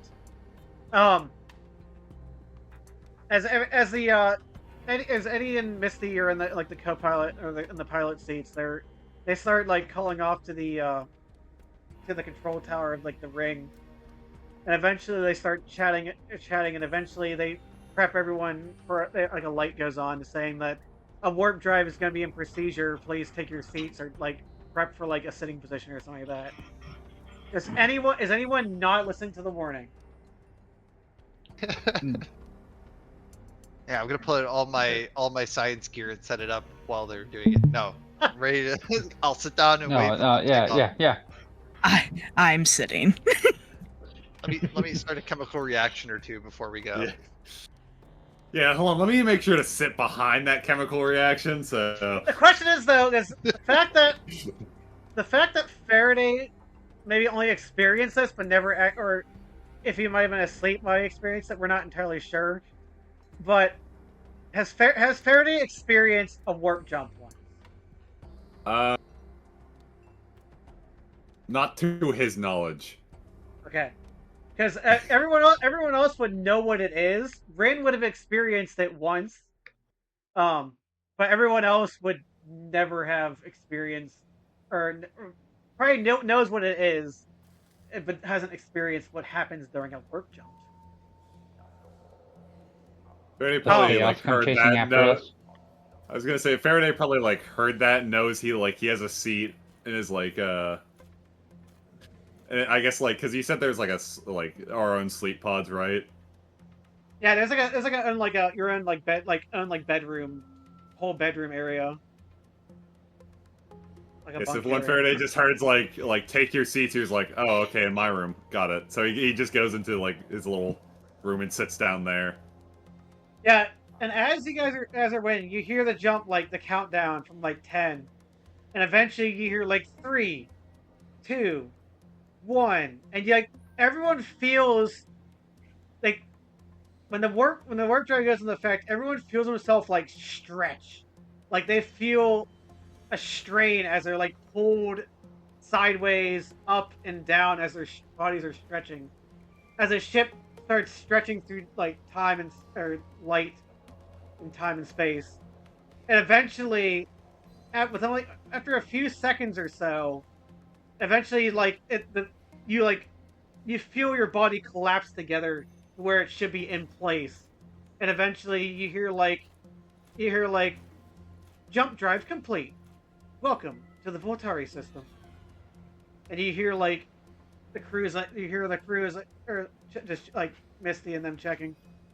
You guys all right back there? I hope you all have enjoyed the bumpy ride.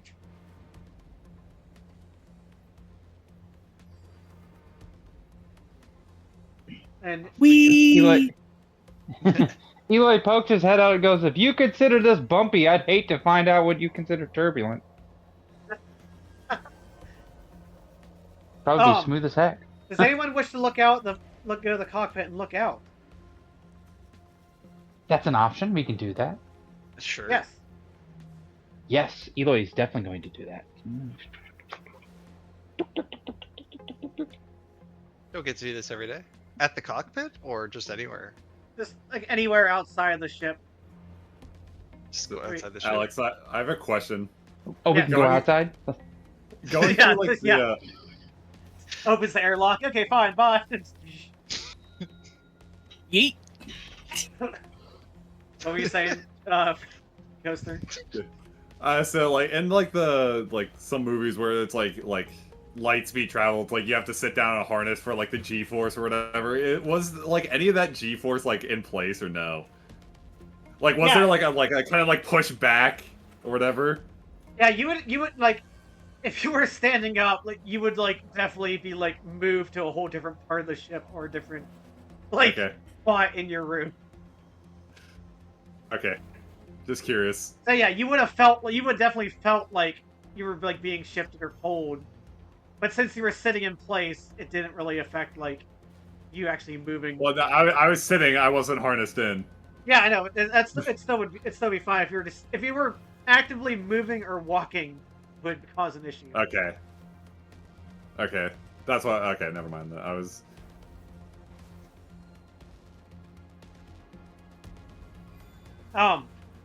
Whenever you all look out to this, and if you're looking out from the cockpit or even out any windows, you all will eventually see. Open up the. He's going to the cockpit. He does ask. He's like, "May I come in? I just want to see." I'm gonna reiterate this. I don't think I have a. So while Alex is looking for that, I would say Faraday just looks very distressed.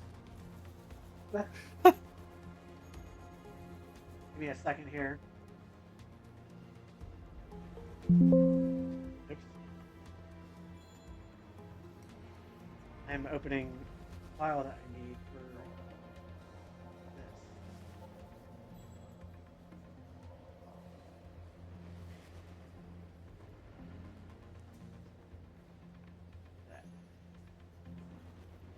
I'm opening up a file. Did it not? Okay, yeah, I went in. It should be the uploaded assets in the art texture. Oh. Bring this up. Top of the library. Folder.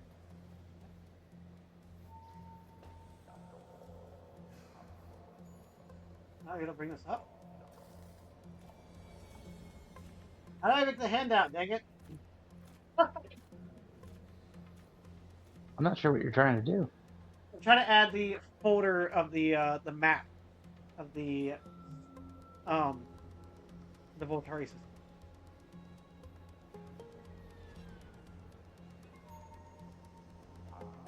I'm just gonna forward it to the game chat.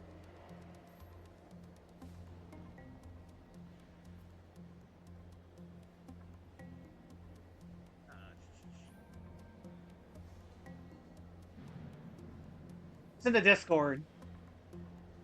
So looking out from you're starting at the top right corner of the map, looking the far northeastern part of the map, looking out, you will see an asteroid belt, and beyond it is the first planet of Coromine.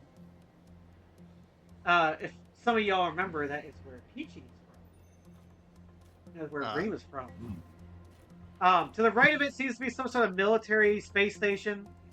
Further to the right is a Sturgo, which, in the distance, this looks like a somewhat like brownish, purplish planet, like a marble almost.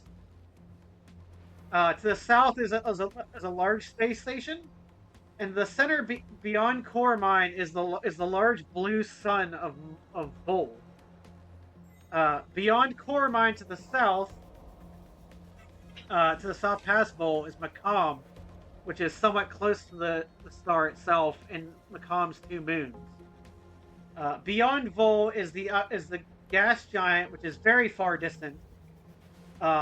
Is the gas giant of Ibis, which somewhat collides into the asteroid belt.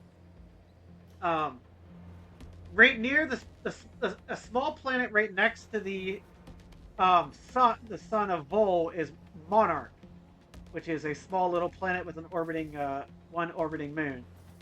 And beyond it, very far out in the distance, seems to be some sort of weird purplish cut of lightning into space, but you can't really see as it's a still piece of lightning in space, further out in the It's a far out in the nebula. distance.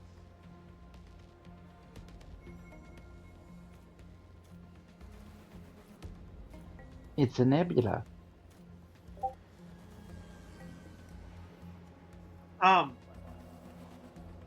Eventually, it takes about around a day or two to travel, but eventually the party can feel the ship start to land in the atmosphere of a planet, and eventually, the party lands on the outskirts of a town in Maqam. Amongst the sandy deserts and dunes, the party eventually lands outside of this large, it's not really a large, but like a small settlement near a river. That will bring us to such a settlement. bring us to the Maqam map to the city, to the town. Another beach resort.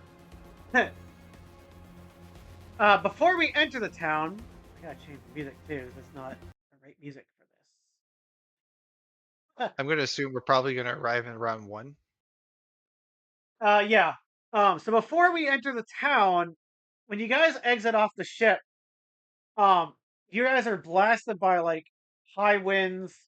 It's sandy, the dunes, the quiet sounds of the dunes, and the various winds blowing offset the peacefulness of the planet, the quiet emptiness of the planet beyond.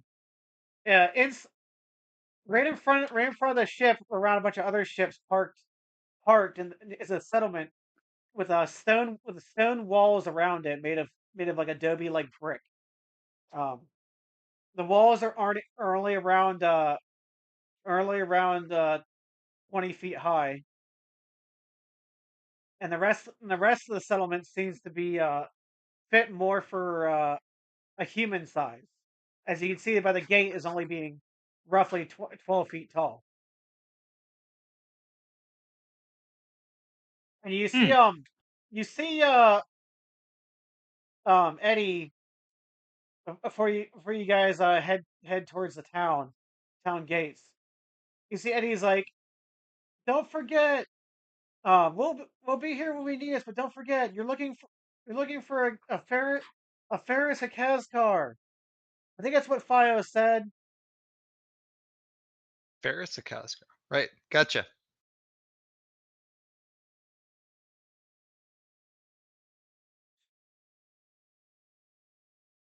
We'll get it.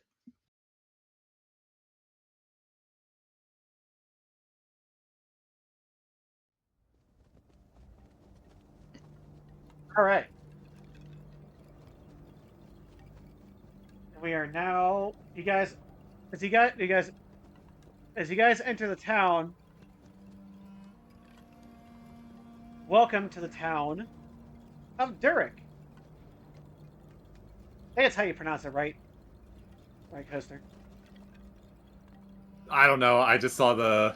I was just researching stuff, and that was the name that seemed like it would be the best. I didn't actually look up the pronunciation, so that will work. Okay. Durak. When you enter the town, you see the only people you see. You don't see any like Piians. All you really see are like desert Soltarian species, and maybe a few humans here or there. But to the left of the opening gate, aside from the beating bright sun on the desert sands, various shades cover the various pathways and openings of the of this like semi-crowded little village. To the left is like a bunkhouse for anybody that wishes to sleep or rest. To the right is like a somewhat covered bazaar, and beyond that is a large dome-like structure with a telescope. And That's number 3, right? Yeah. Okay. yeah, and right next to that is what seems to be a large windmill.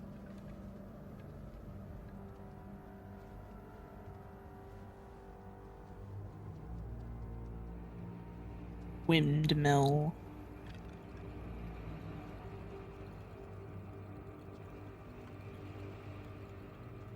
Where they One build thing- the wind. That's the one thing Faraday does is he just kind of like closes his eyes and like takes a deep breath.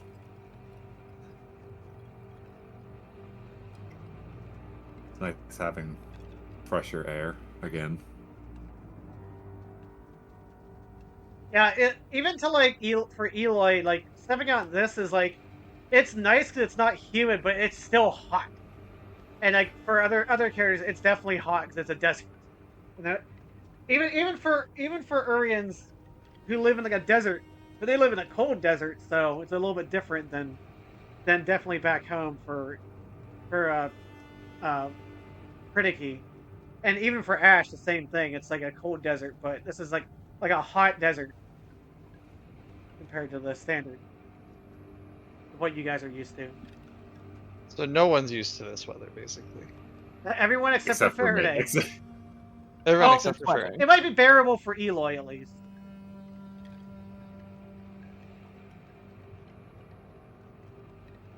And as you guys are walking around, you see like various like tradespeople and like pilots coming in and out.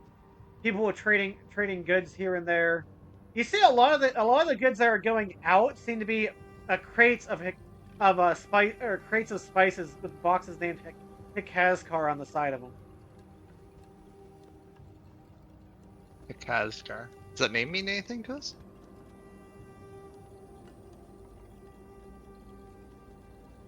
I'm saying this out of character. Yes.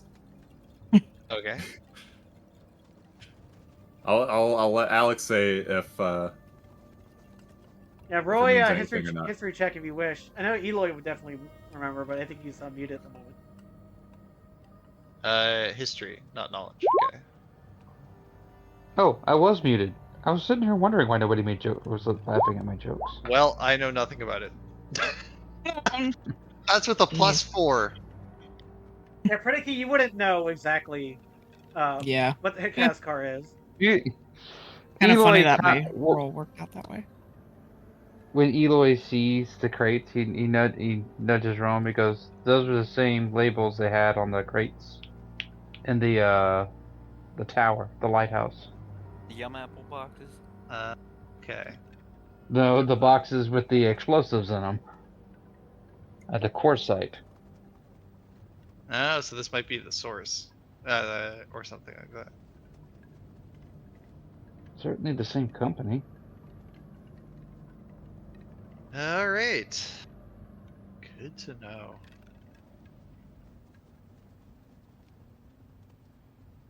I was sitting there making jokes about my fur getting all frizzy from the dry heat, and it's like, man, nobody's listening. Tough crowd. Not tonight. I know. No, then Alex said, "I think Eloy's muted." I was like, "Oh, okay." No one said a damn thing. Yeah, see as you all are waiting by the gate, you see like it looks to be like a sandcat guardsman.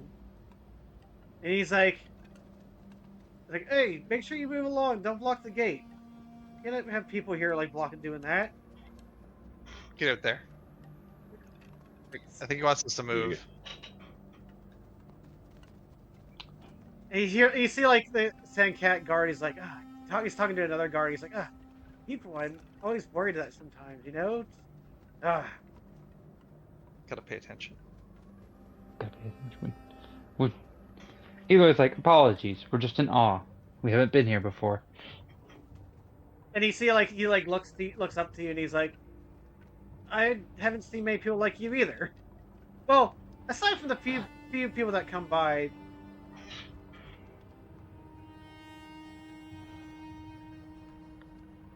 Eloy kind of like holds out his little wing flaps. He says, "You seen anybody with stuff like with this?" You know, pointing at his wings. You see, he shakes his head no. Okay, wouldn't imagine so, but he says there have been a few people like you that came by. There's some like strange scientist guy. He's got one of them following him, and There's some other guys that come by too, and they're surveying for the oil rigs, quartzite rigs out in the desert. Interesting. And he sees like, I don't know why they always want the quartzite. I mean, he sighs for me. He's like, my brother would know more what to say, but look, just all I know is that we don't really get meet people like you out here, and it's not really my call to make. Try not to make any trouble in town. I know lately with the war going on, I know a lot of people have been on edge. Even here in the most one of the neutral settlements of Durak. He like kind of like acts like he's thinking about it. He goes, "Well, I mean, as long as fed with something spicy, I think maybe I'll stay out of trouble. Maybe." You see, like he grunts and he's like, okay. You see, like he heads back to his like guard post by the gate.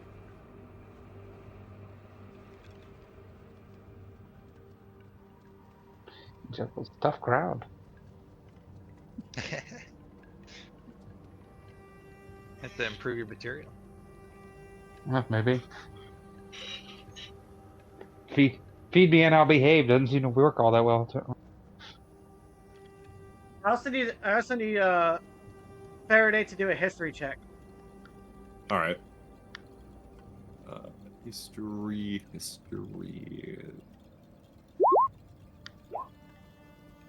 We're all rolling terrible. I passed at least. Faraday, you know the guard captain. Okay. That's all I can say. Yeah, that's what I was figuring.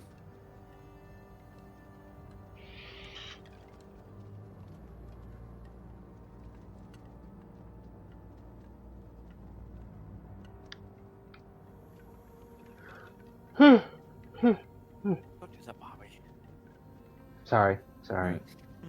Yeah, so the goal that you guys know is that you need to find Farris Hicazkar, a member of the Hicazkar family in the town of Durak on Maqam. That he may know Which town are we in? He may know something about the artifact and the quartzite area around it. Which town are we in right now? Durak. So we're in Durak. Okay, so good. We're already halfway there.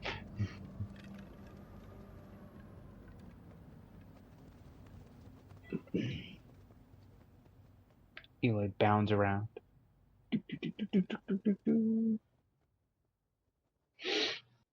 Yeah. Eli, Do we see any? What? I was gonna say, do we see any businesses that have like Hicazkar as like their Hicazkar shipping or something like that? You do notice that there is Hicazkar farms listed on some things, but like a lot of the places seem to sell like Hicazkar spices, or they're just being shipped out directly to them.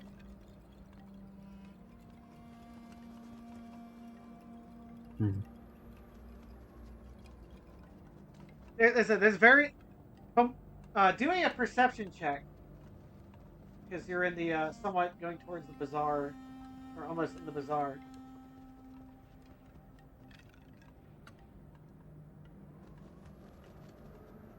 Also, Pritikki can also run a perception check too. Okay. Oh God. Of notable people that you see, you do see, you see another sand cat who seems to be offering desert crossing to the nearest town / way stations abroad outside in the desert. You also see a human female who is also acting as like somewhat of a doctor, She's right across from the inn here at the at this stall here. And then you also see a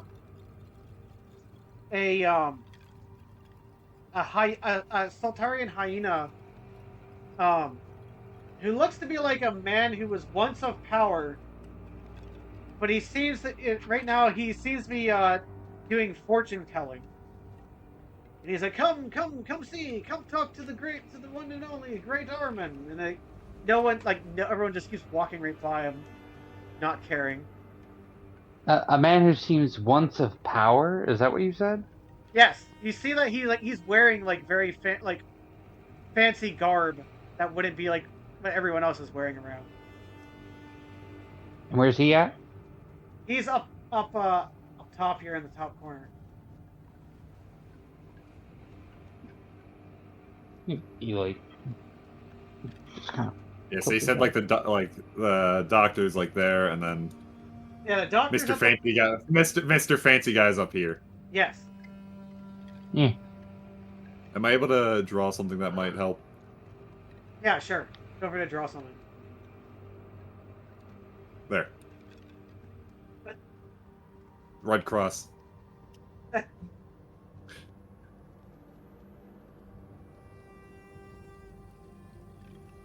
Alright, that's all I was going to draw. Okay. Continue.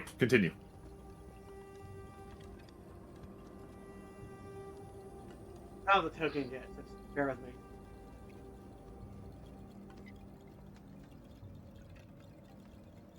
So what are y'all doing at the moment?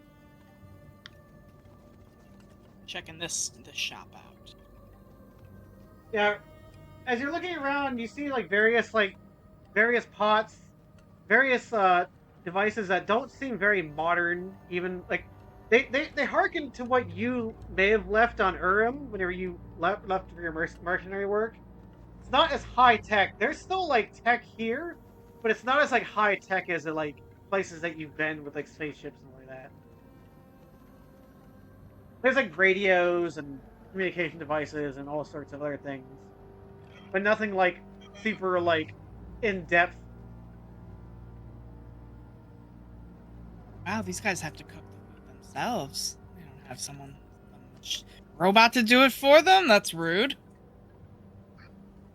Faraday just kind of glares at Tiki.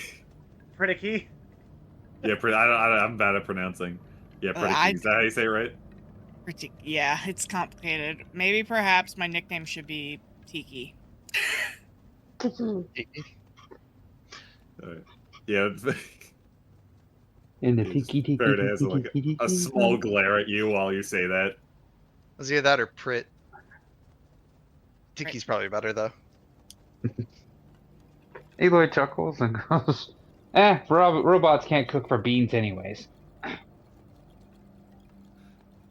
Well, definitely have a point there. They can cook beans pretty well though. Beans. That's it. I mean, everybody can cook beans. Yep. Also, since I noticed it now, I would say probably some of you might notice that Faraday is the exact same color as the sand. Yeah, I noticed that. So it's yeah, Faraday will blend in a little bit. So I think it would be funny for it's harder to see him just because he blends in.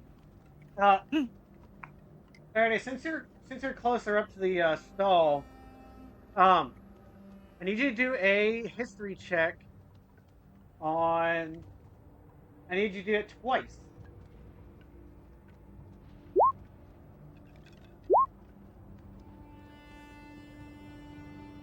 There's the 2. Yeah. You don't. The person that you the first person that you check is the guide. He looks familiar, but you don't remember. He looks familiar, but you can't really put a name to it, even though you swear you've seen him before. The one further down, you clearly know who it is. All right, so Wait, so green dot is the person who I don't know. Red cross is somebody who I know. Yes. No. Blue. The blue dot is the. Oh. The blue dot is the one you clearly know. The fancy fortune teller. Yeah, the fortune teller. Oh, is that who that one is? Yes. Fancy.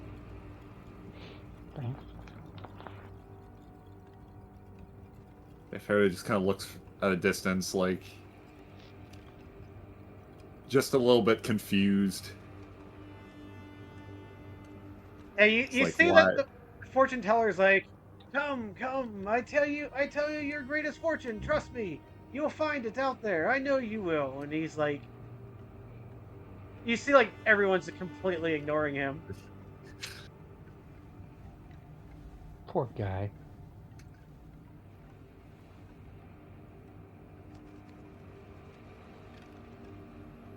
Wait, Alex, can I just since you said like I know this person, can I DM you a question about the person just to make sure it's the person I'm thinking of? Yeah.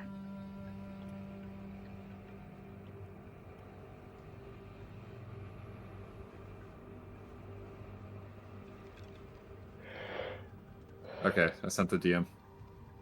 Oof. I sent the DM to the DM. Slide into the DMs. It's the DMs. And then I got a DM from my DM. In my DM. Okay.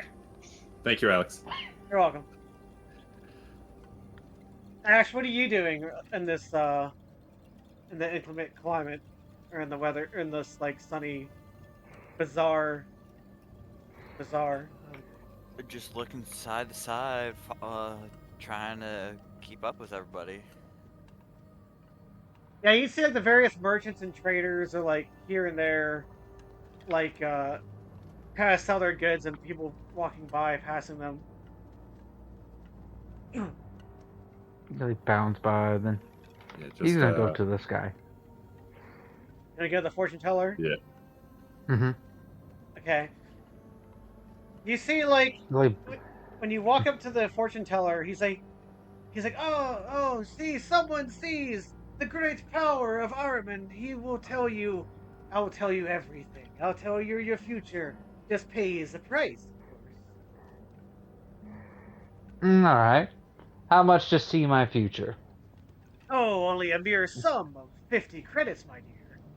But don't worry, 50 credits will be well spent, of course, I tell you. Eli kind of looks at the fur on his head, the feathers on his head, like, deer. He shakes it off and it's like, you know what? Why not?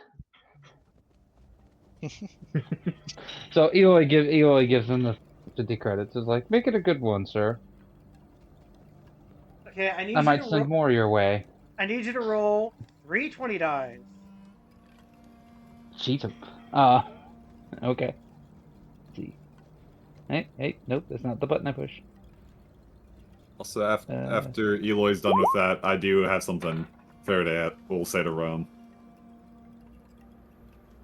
Okay. Cool. You see, Eloy, as he looks at the ground and he draws a circle in the ground, and he says, "1. You will find something lost in the desert, something hidden under the sands. 2. He says the item here is full of great power and energy." And he drags his paw slowly across the circle before eventually he puts his finger up and he's like, "Oh, wait! But there is very little to see here."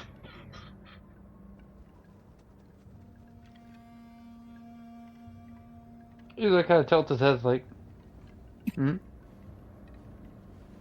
he says, "Across the river, your fortune lies. If you wish to find it, that is." Eloy grins. Thank you. And he like he Although he gives a small hyena cackle, and he's like, "Good luck to you too." And then he seems to like go in and out of different phases of like as he takes the money, he's like, he credits like these stuff. They won't come and get us.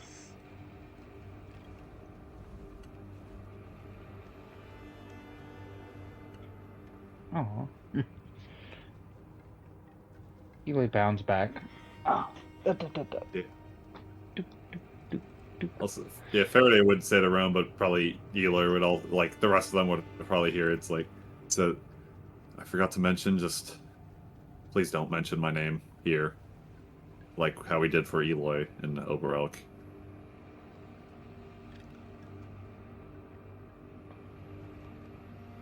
All right. Yeah, as like whenever you're like you guys are walking around like aside from you being the tallest creatures around, aside from like the Piians being the tallest creatures, everyone here seems to be Soltarian and human, and even the houses and buildings resemble that much. But like aside from that, like a few of the guards do like occasionally look at Faraday confused, but then like they pass by and walk by. And even like even random strangers will just look at him and glare at him briefly before walking by.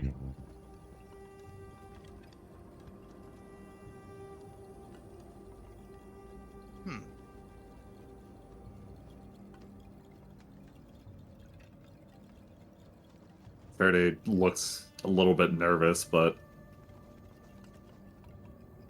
it's weird because he's both nervous but comfortable that he's on his home planet.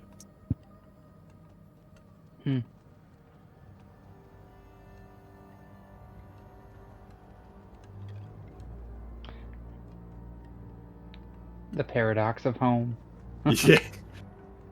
It's familiar, but you also know what makes it dangerous.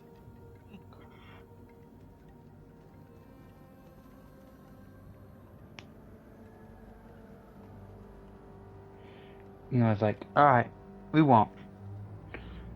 Thank you. Well, I forgot to mention one thing. Yes. Your fortune. I will name the fortune of what your outcome was.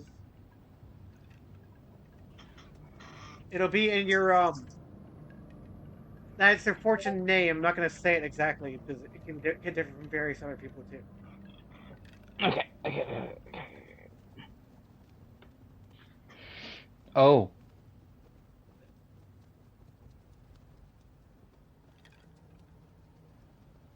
Okay.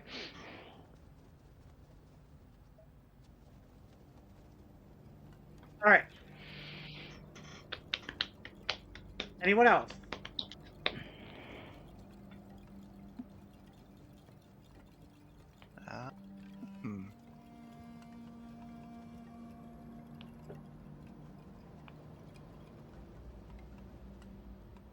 Yeah, to the northeast seems to be a large dome-like building, which seems to be the main focal point of power here.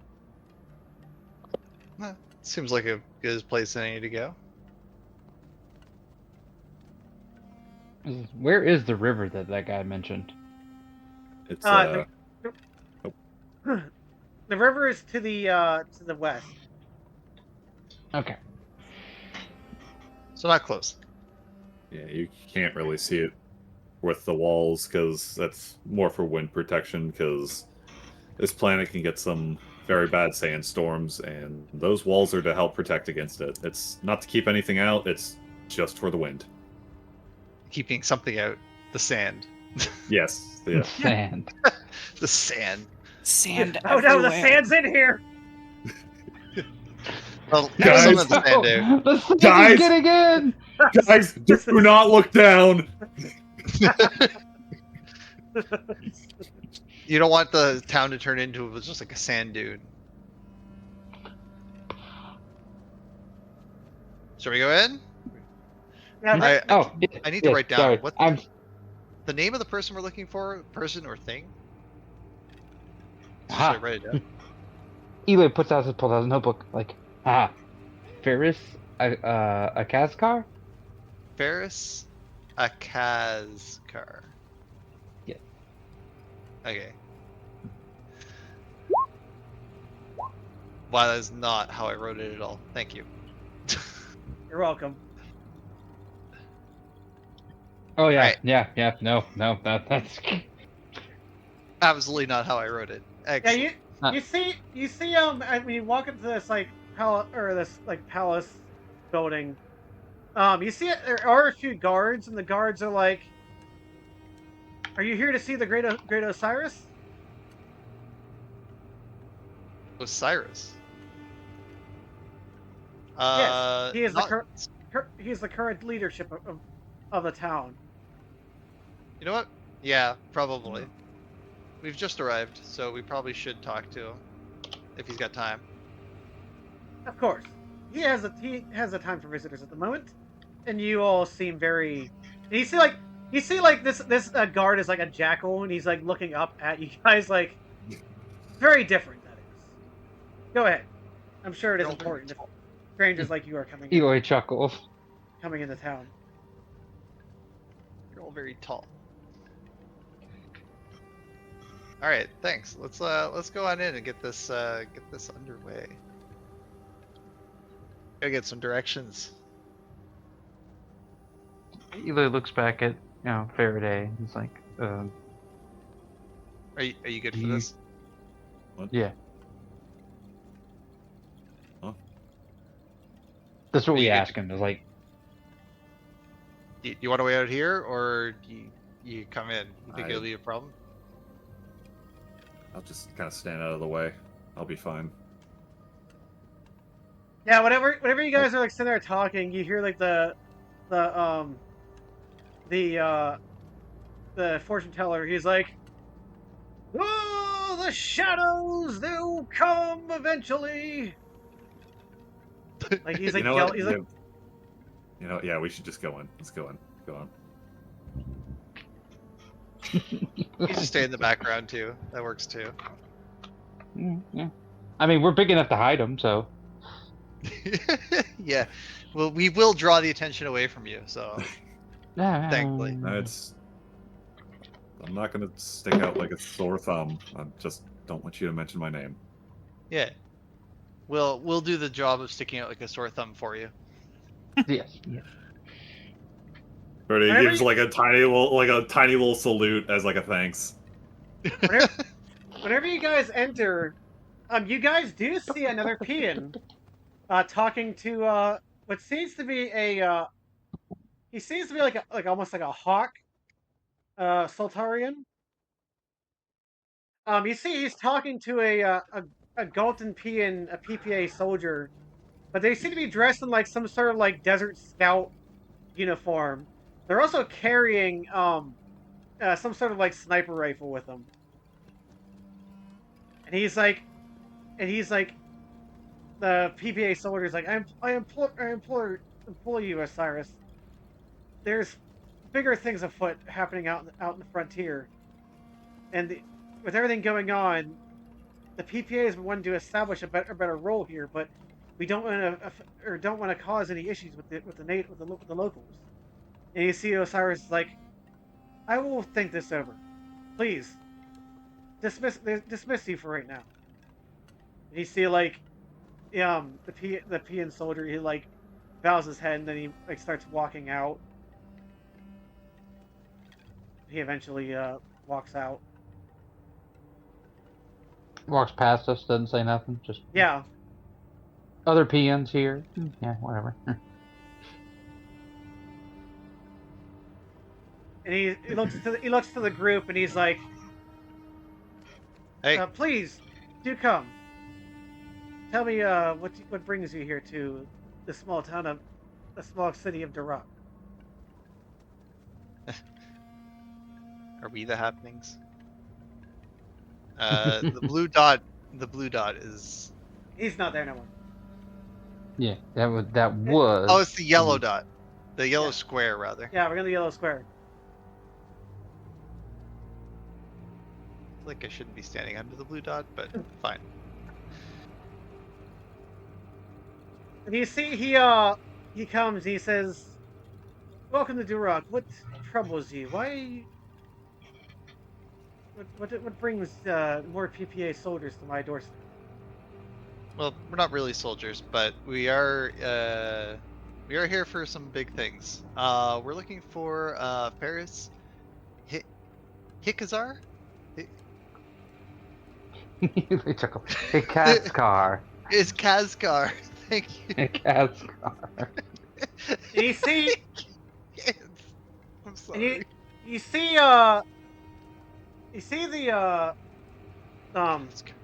Osiris.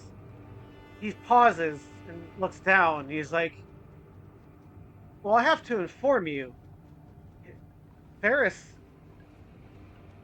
Farris was banished to the desert years ago." Oh, we were not informed of that. What led to him being banished? Stories of being told of, with the fact that the stories have been told that Farris Hicazkar was banished to the desert because of his well abilities. The previous leader, Urrian, had banished him out to the desert for the fact that he was paranoid about strange forces out in the night sky. We believe that we do believe that this was probably due to the fact of some strange ability that people believe that Farris Hicazkar held the power of the temple. Well, Did the strange happenings end when he was banished? No, what happened? The things that did happen caused a great, terrible amount of pain to the pain. Thus, we had to make sure that he was removed to prevent any more, well, power struggles. That is, there has been a lack of weather in the area though, due to the effects of the temple. But we don't know exactly where the temple is anymore, due to the sands shifting and taking it away. Okay. We believe that Farris Hicazkar may also have. We can't really prove that he may have passed away, but we do know that he has left many years ago. He might still be out there. You could check with the nearby town, or check with the Hicazkar family themselves. family would be good. We just need a general direction before starting to look. Don't want a needle in a haystack situation. Where's the nearest town? Sorry, go ahead. Yeah. I was going to ask what was the temple for? We don't know exactly, but it was built by some previous civilization before the landings here of Soltarian way back in the day. But apparently, this Farris had found one of these temples and somehow acquired the power of the temple himself. Thus, he was removed due to the fears of the current events in the skies, which is why the PPA keeps popping at our doorstep.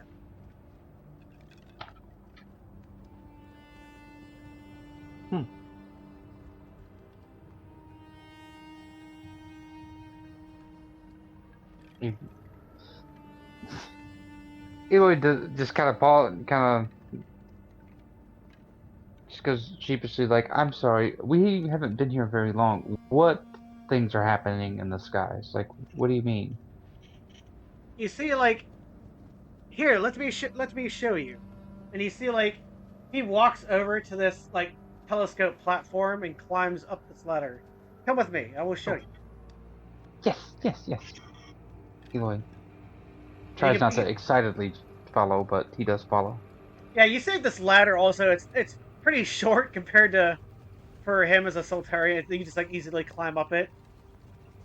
You just hop up directly on the platform. Yeah, Like when a you ladder.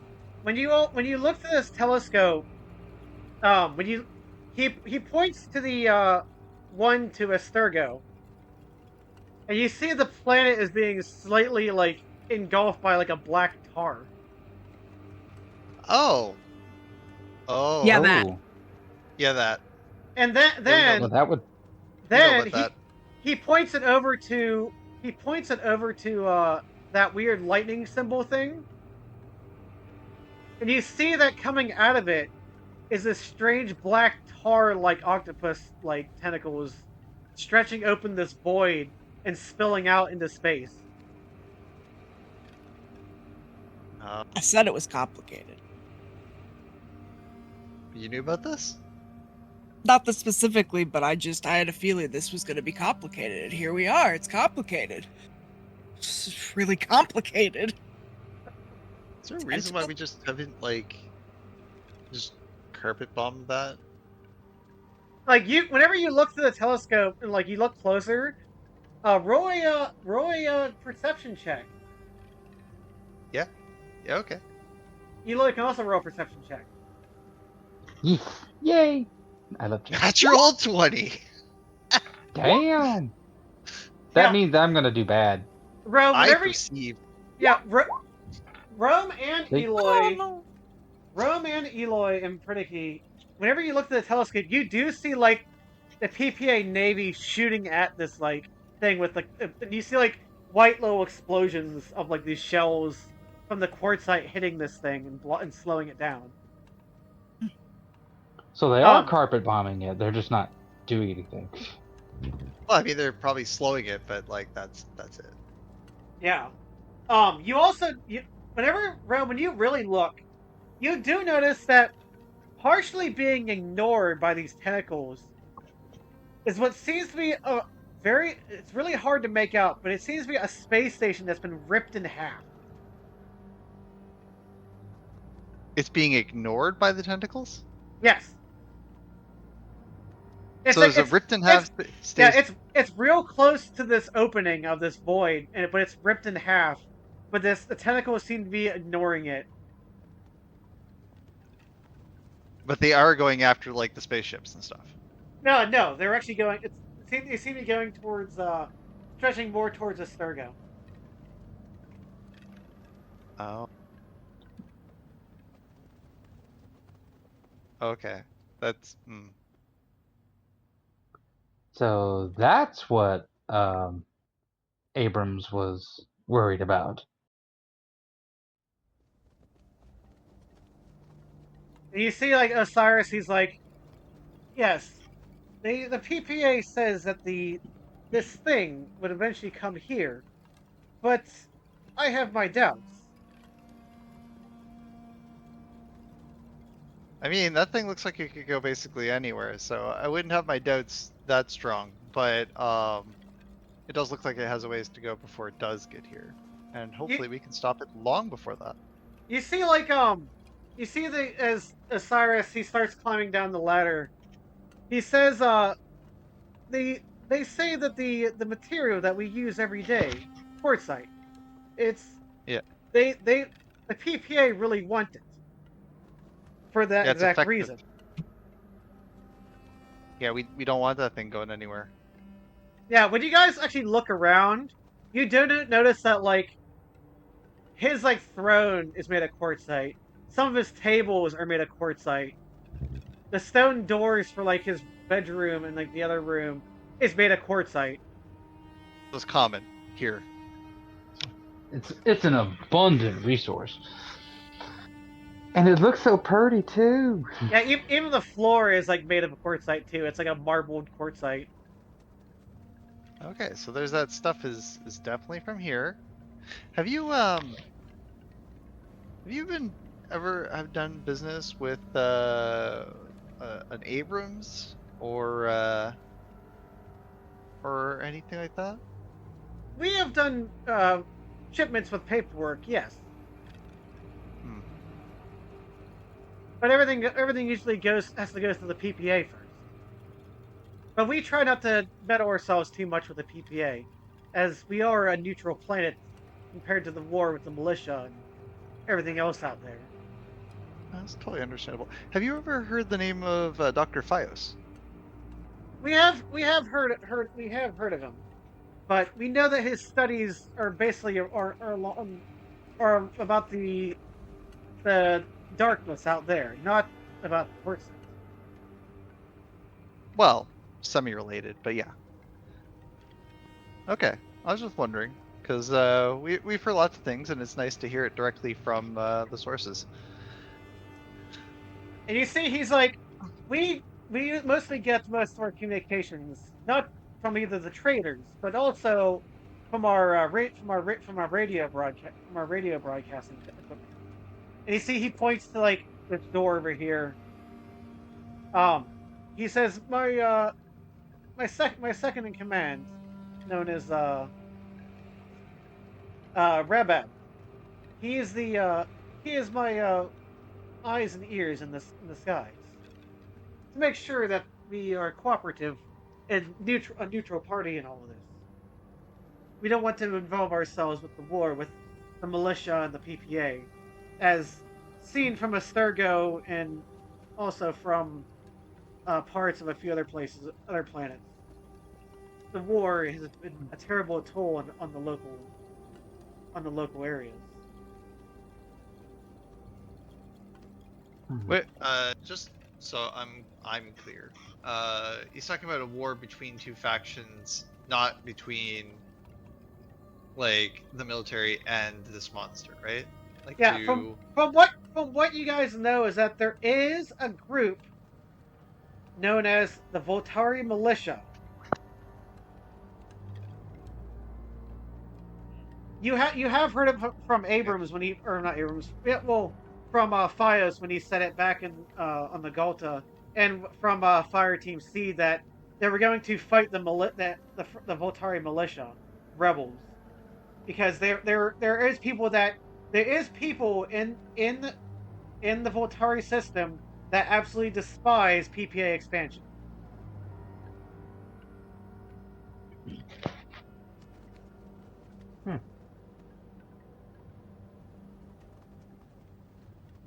Understood. Well then.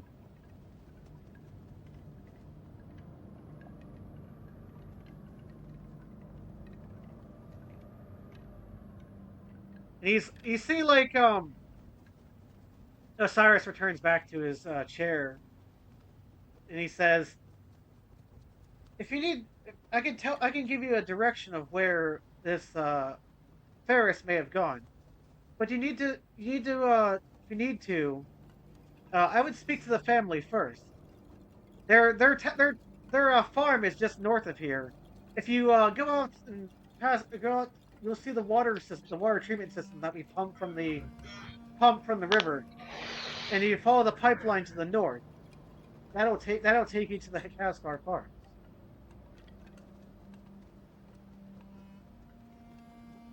You know, like. All right, that's perfect.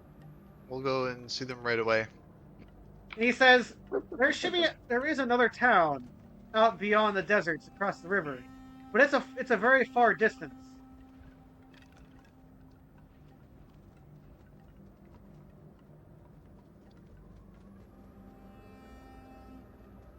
Is it possible to hitch a ride?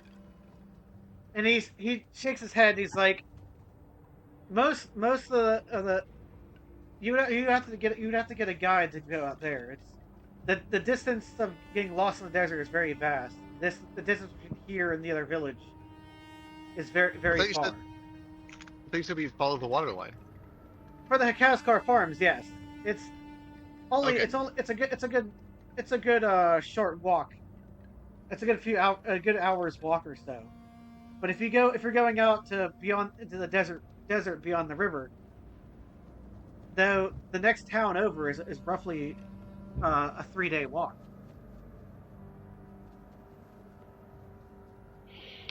Ela kind of goes, I really don't want to walk 3 days in the desert. He says, he says, I do know that whenever they, whenever they banished Farris Hicazkar, that he was banished that way.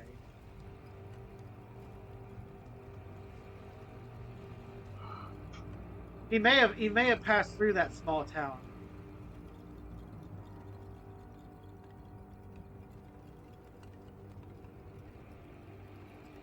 So he was just banished from here? He wasn't banished from any other settlement? Yes, that is correct. Okay. Alright, well that makes more sense. Chances are, if you want to survive in the desert, he probably does trade with at least one of the villages. Well, I will If say not, that somebody lives there. I will say in the past, after the banishment of Farris Hicazkar, there was a change in management, of course, to make sure that the last previous mayor, Armin, was quite the madman. Always obsessed with the powers going on in the sky. He was afraid that uh, person with that Farris Hicazkar may have had too much power, that he could have been possessed by the entity itself. This is why he was banished. Well, not It- the entity, but At the time,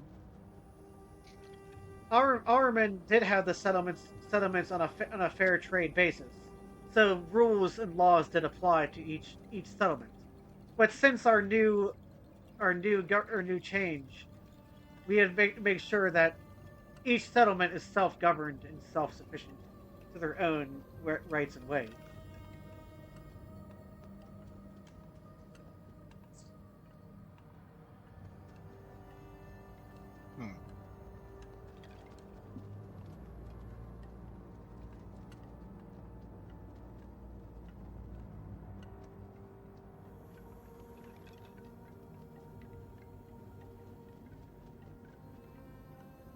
And I think that's where we'll finish up for now. That's okay with all y'all. I didn't realize there's still something I wanted to add. Okay. Whenever the party is done speaking with them. Okay. Are we all done speaking with Osiris at the moment? Yes. Yeah. Well, actually, wait. Eloy did want to ask one thing. It's like, excuse me, I had one question. Your fortune teller out there. And he He said seems a bit overdressed. and he nods. Yes, that is the former mayor of Durak, also known as Urrian. He was shunned for failed his failed ruling of town and his madness. Oh. Thank you.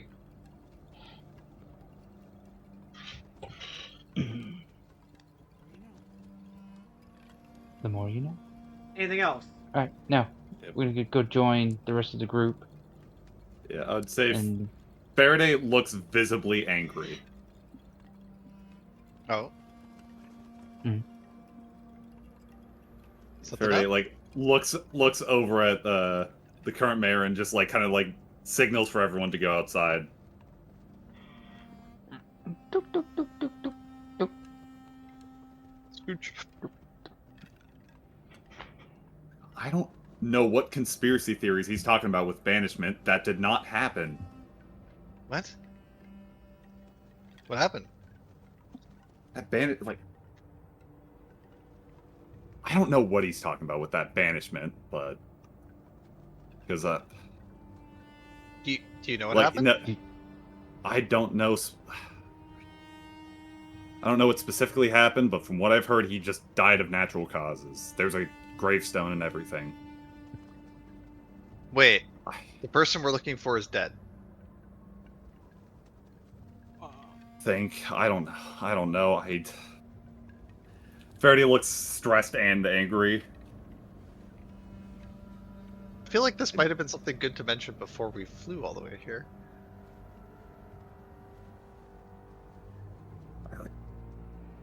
Like I don't actually know. I'm going off of what I heard. I haven't seen anything personally. Okay, I but don't what have you heard? That would be good to know. just all I was told was just we can pause there. It'd be great. Get a nice little cliffhanger. All right. All right. I'm taking notes though, so we continue next time. So yeah, we'll pause there, and we will bring us to the main setup. Let me get us to the main screen here. I do not want to go over time today. I'm gonna. Yep. All right. I'll pause the music. So, I got it. all right. So first, we're gonna go over our list of comments and concerns about this episode. Um, let's see. I was really stressed out about this episode, but I'm glad it's working out so far, and I can't wait to go on. And we'll see who. I'm gonna start off with Ash. Ash, tell us Yes. who you are, who you play, and what do you would you like or enjoy about this episode, or how do you feel about any comments and concerns? Uh, I really don't have any comments and concerns about this episode. It was very detailed. The maps were amazing, like always. Uh, I've been enjoying hanging them out with everybody, going through each episode as we do. I was trying to see how I could interact more with this episode, but I didn't see much to really jump in. I really don't have really concerns about this.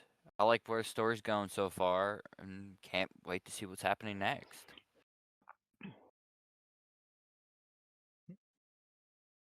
And you can pick the next one.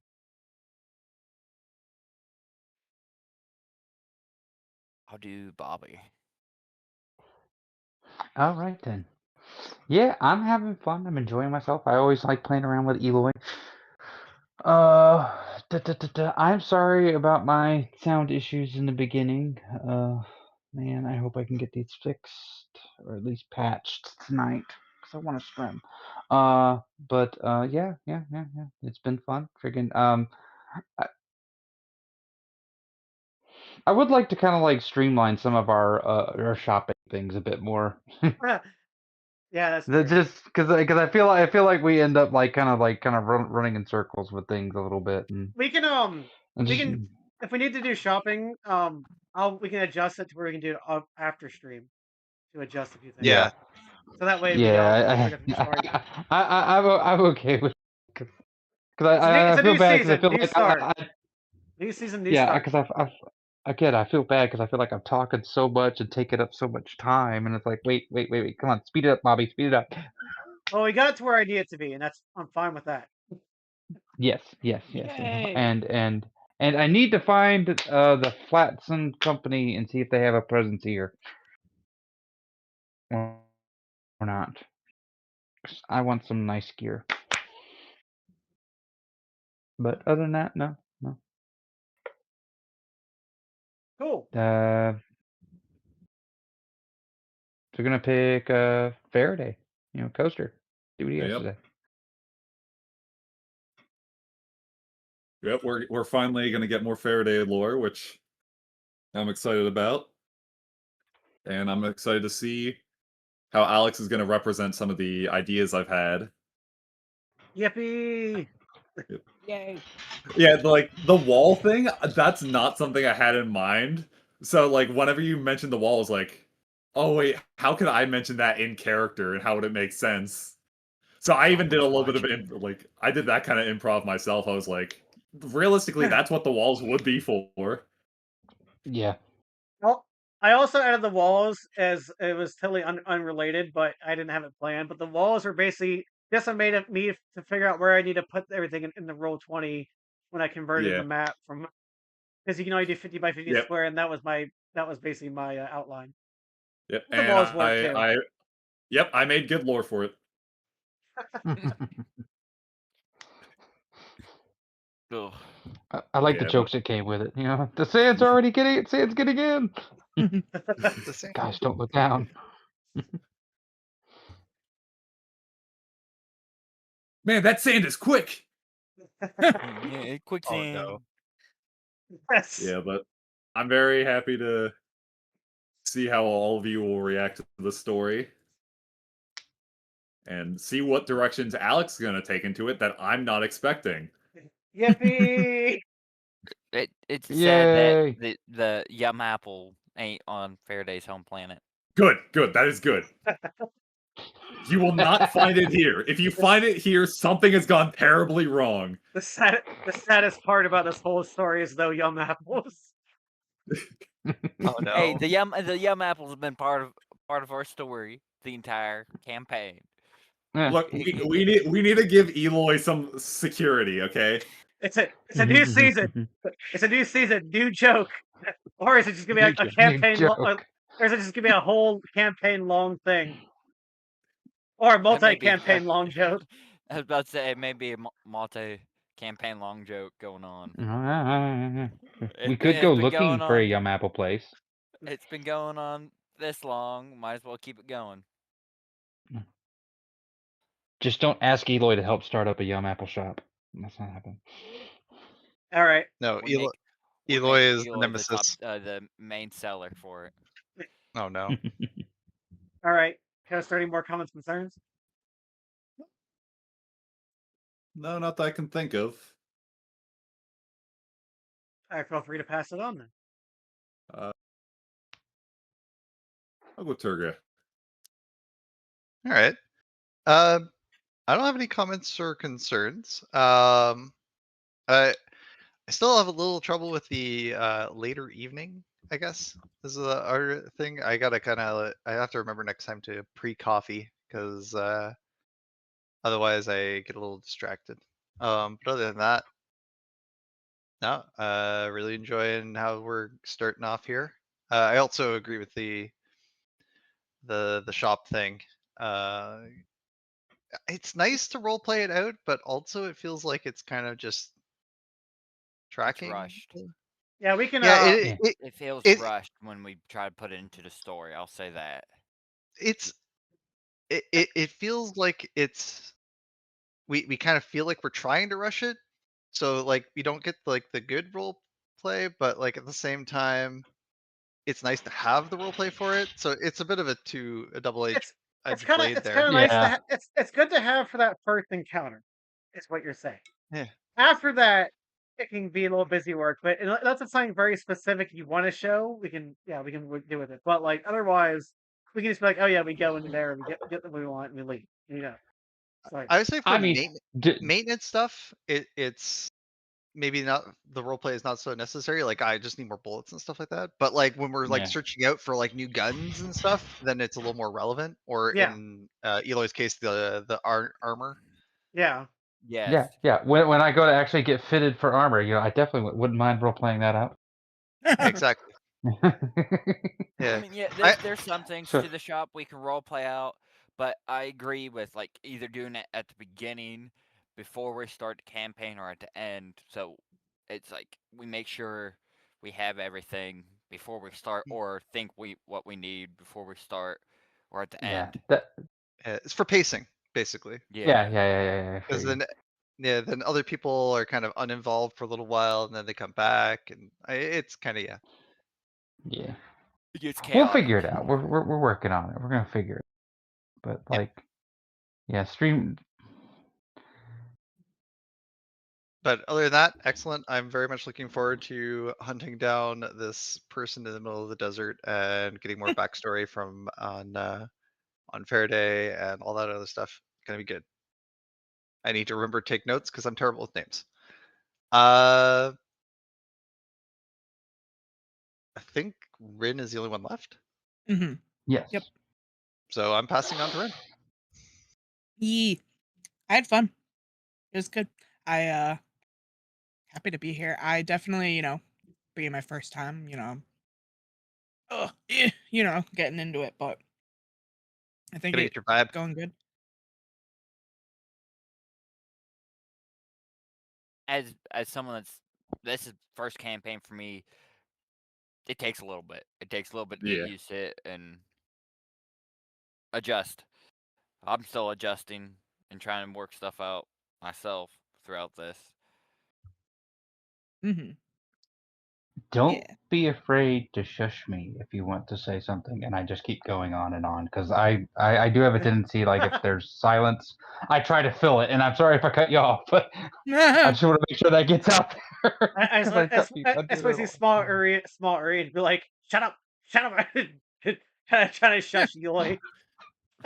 Small Urrian just cussing you out at the corner of your eye.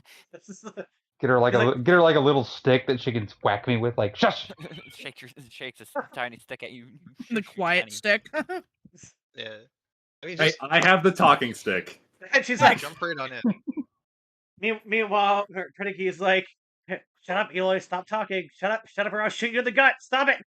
Shut up.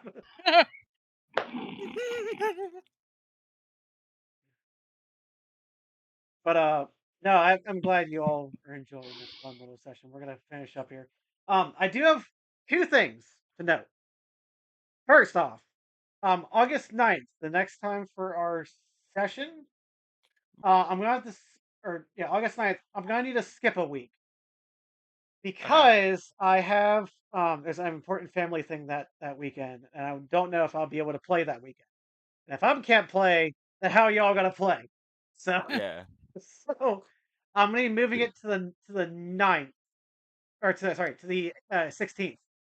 So if anyone changes on that one, let me know. Or if we need to, we can do it next week, and then just that way we still keep on our schedule of the 23rd. Because we might do a double, like a week and a week after. Okay, to catch so ourselves if we up. do next week, what about the other campaign that's going to be I'm Friday? still That's having Friday, it. yeah. That's Friday. I was about to say, will it interfere with that? No. Okay. No, because that one's on Friday. Ours is on Sunday. Yeah, and I already have. I have the other campaign already set up. I've been waiting. I've been having it all set up for about over 2 months now. I just haven't done anything with it at the moment. That's fair. We just don't want it colliding, and you get No, nothing will collide. Trust me. The only thing that's colliding right now is what's happening to Estargo, and from what you know, this is 4 months later than the events of what's happening when we left Galta. So, and that's immediately where campaign 2 will take off. Question: will we ever run into the other group? Yes. Mega session. That's gonna be hard to plan. That group session. Or it's another reason to explain. It's another reason to explain guest stars and why they're in specific places at specific times at times. Well, instead of planning it either on a Friday or a Sunday, plan it on a Saturday in between both. But no. Any more? And the last thing I want to note, I want to do something. We're gonna do something fun that I haven't done yet, and I'm gonna implement this season. So what we're gonna do is after every session, we're all gonna roll 20 die, and whoever gets the lowest has to do the intro for the next episode. Okay. They have to do the recap of the episode. Ooh. I ain't good at memorizing. Well, it's a good incentive for you to listen. Damn it.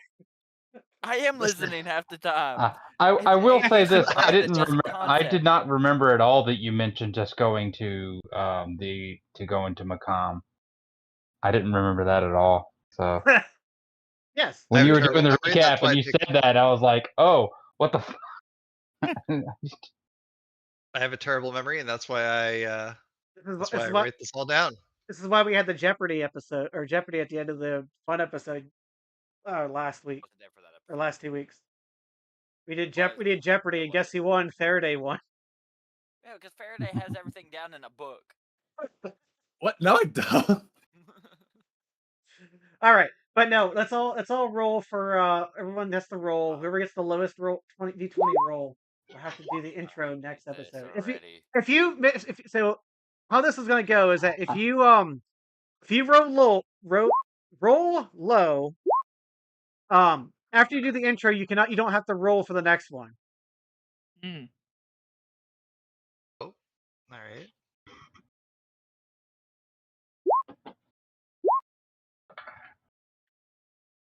Oh no. Looks like it might be me. It's Turga, you're doing the recap next time we play. Right, well, good thing I have part of it already written out. Yippee! Woohoo! If need be, I'll assist with any reminders. But yeah, full recap.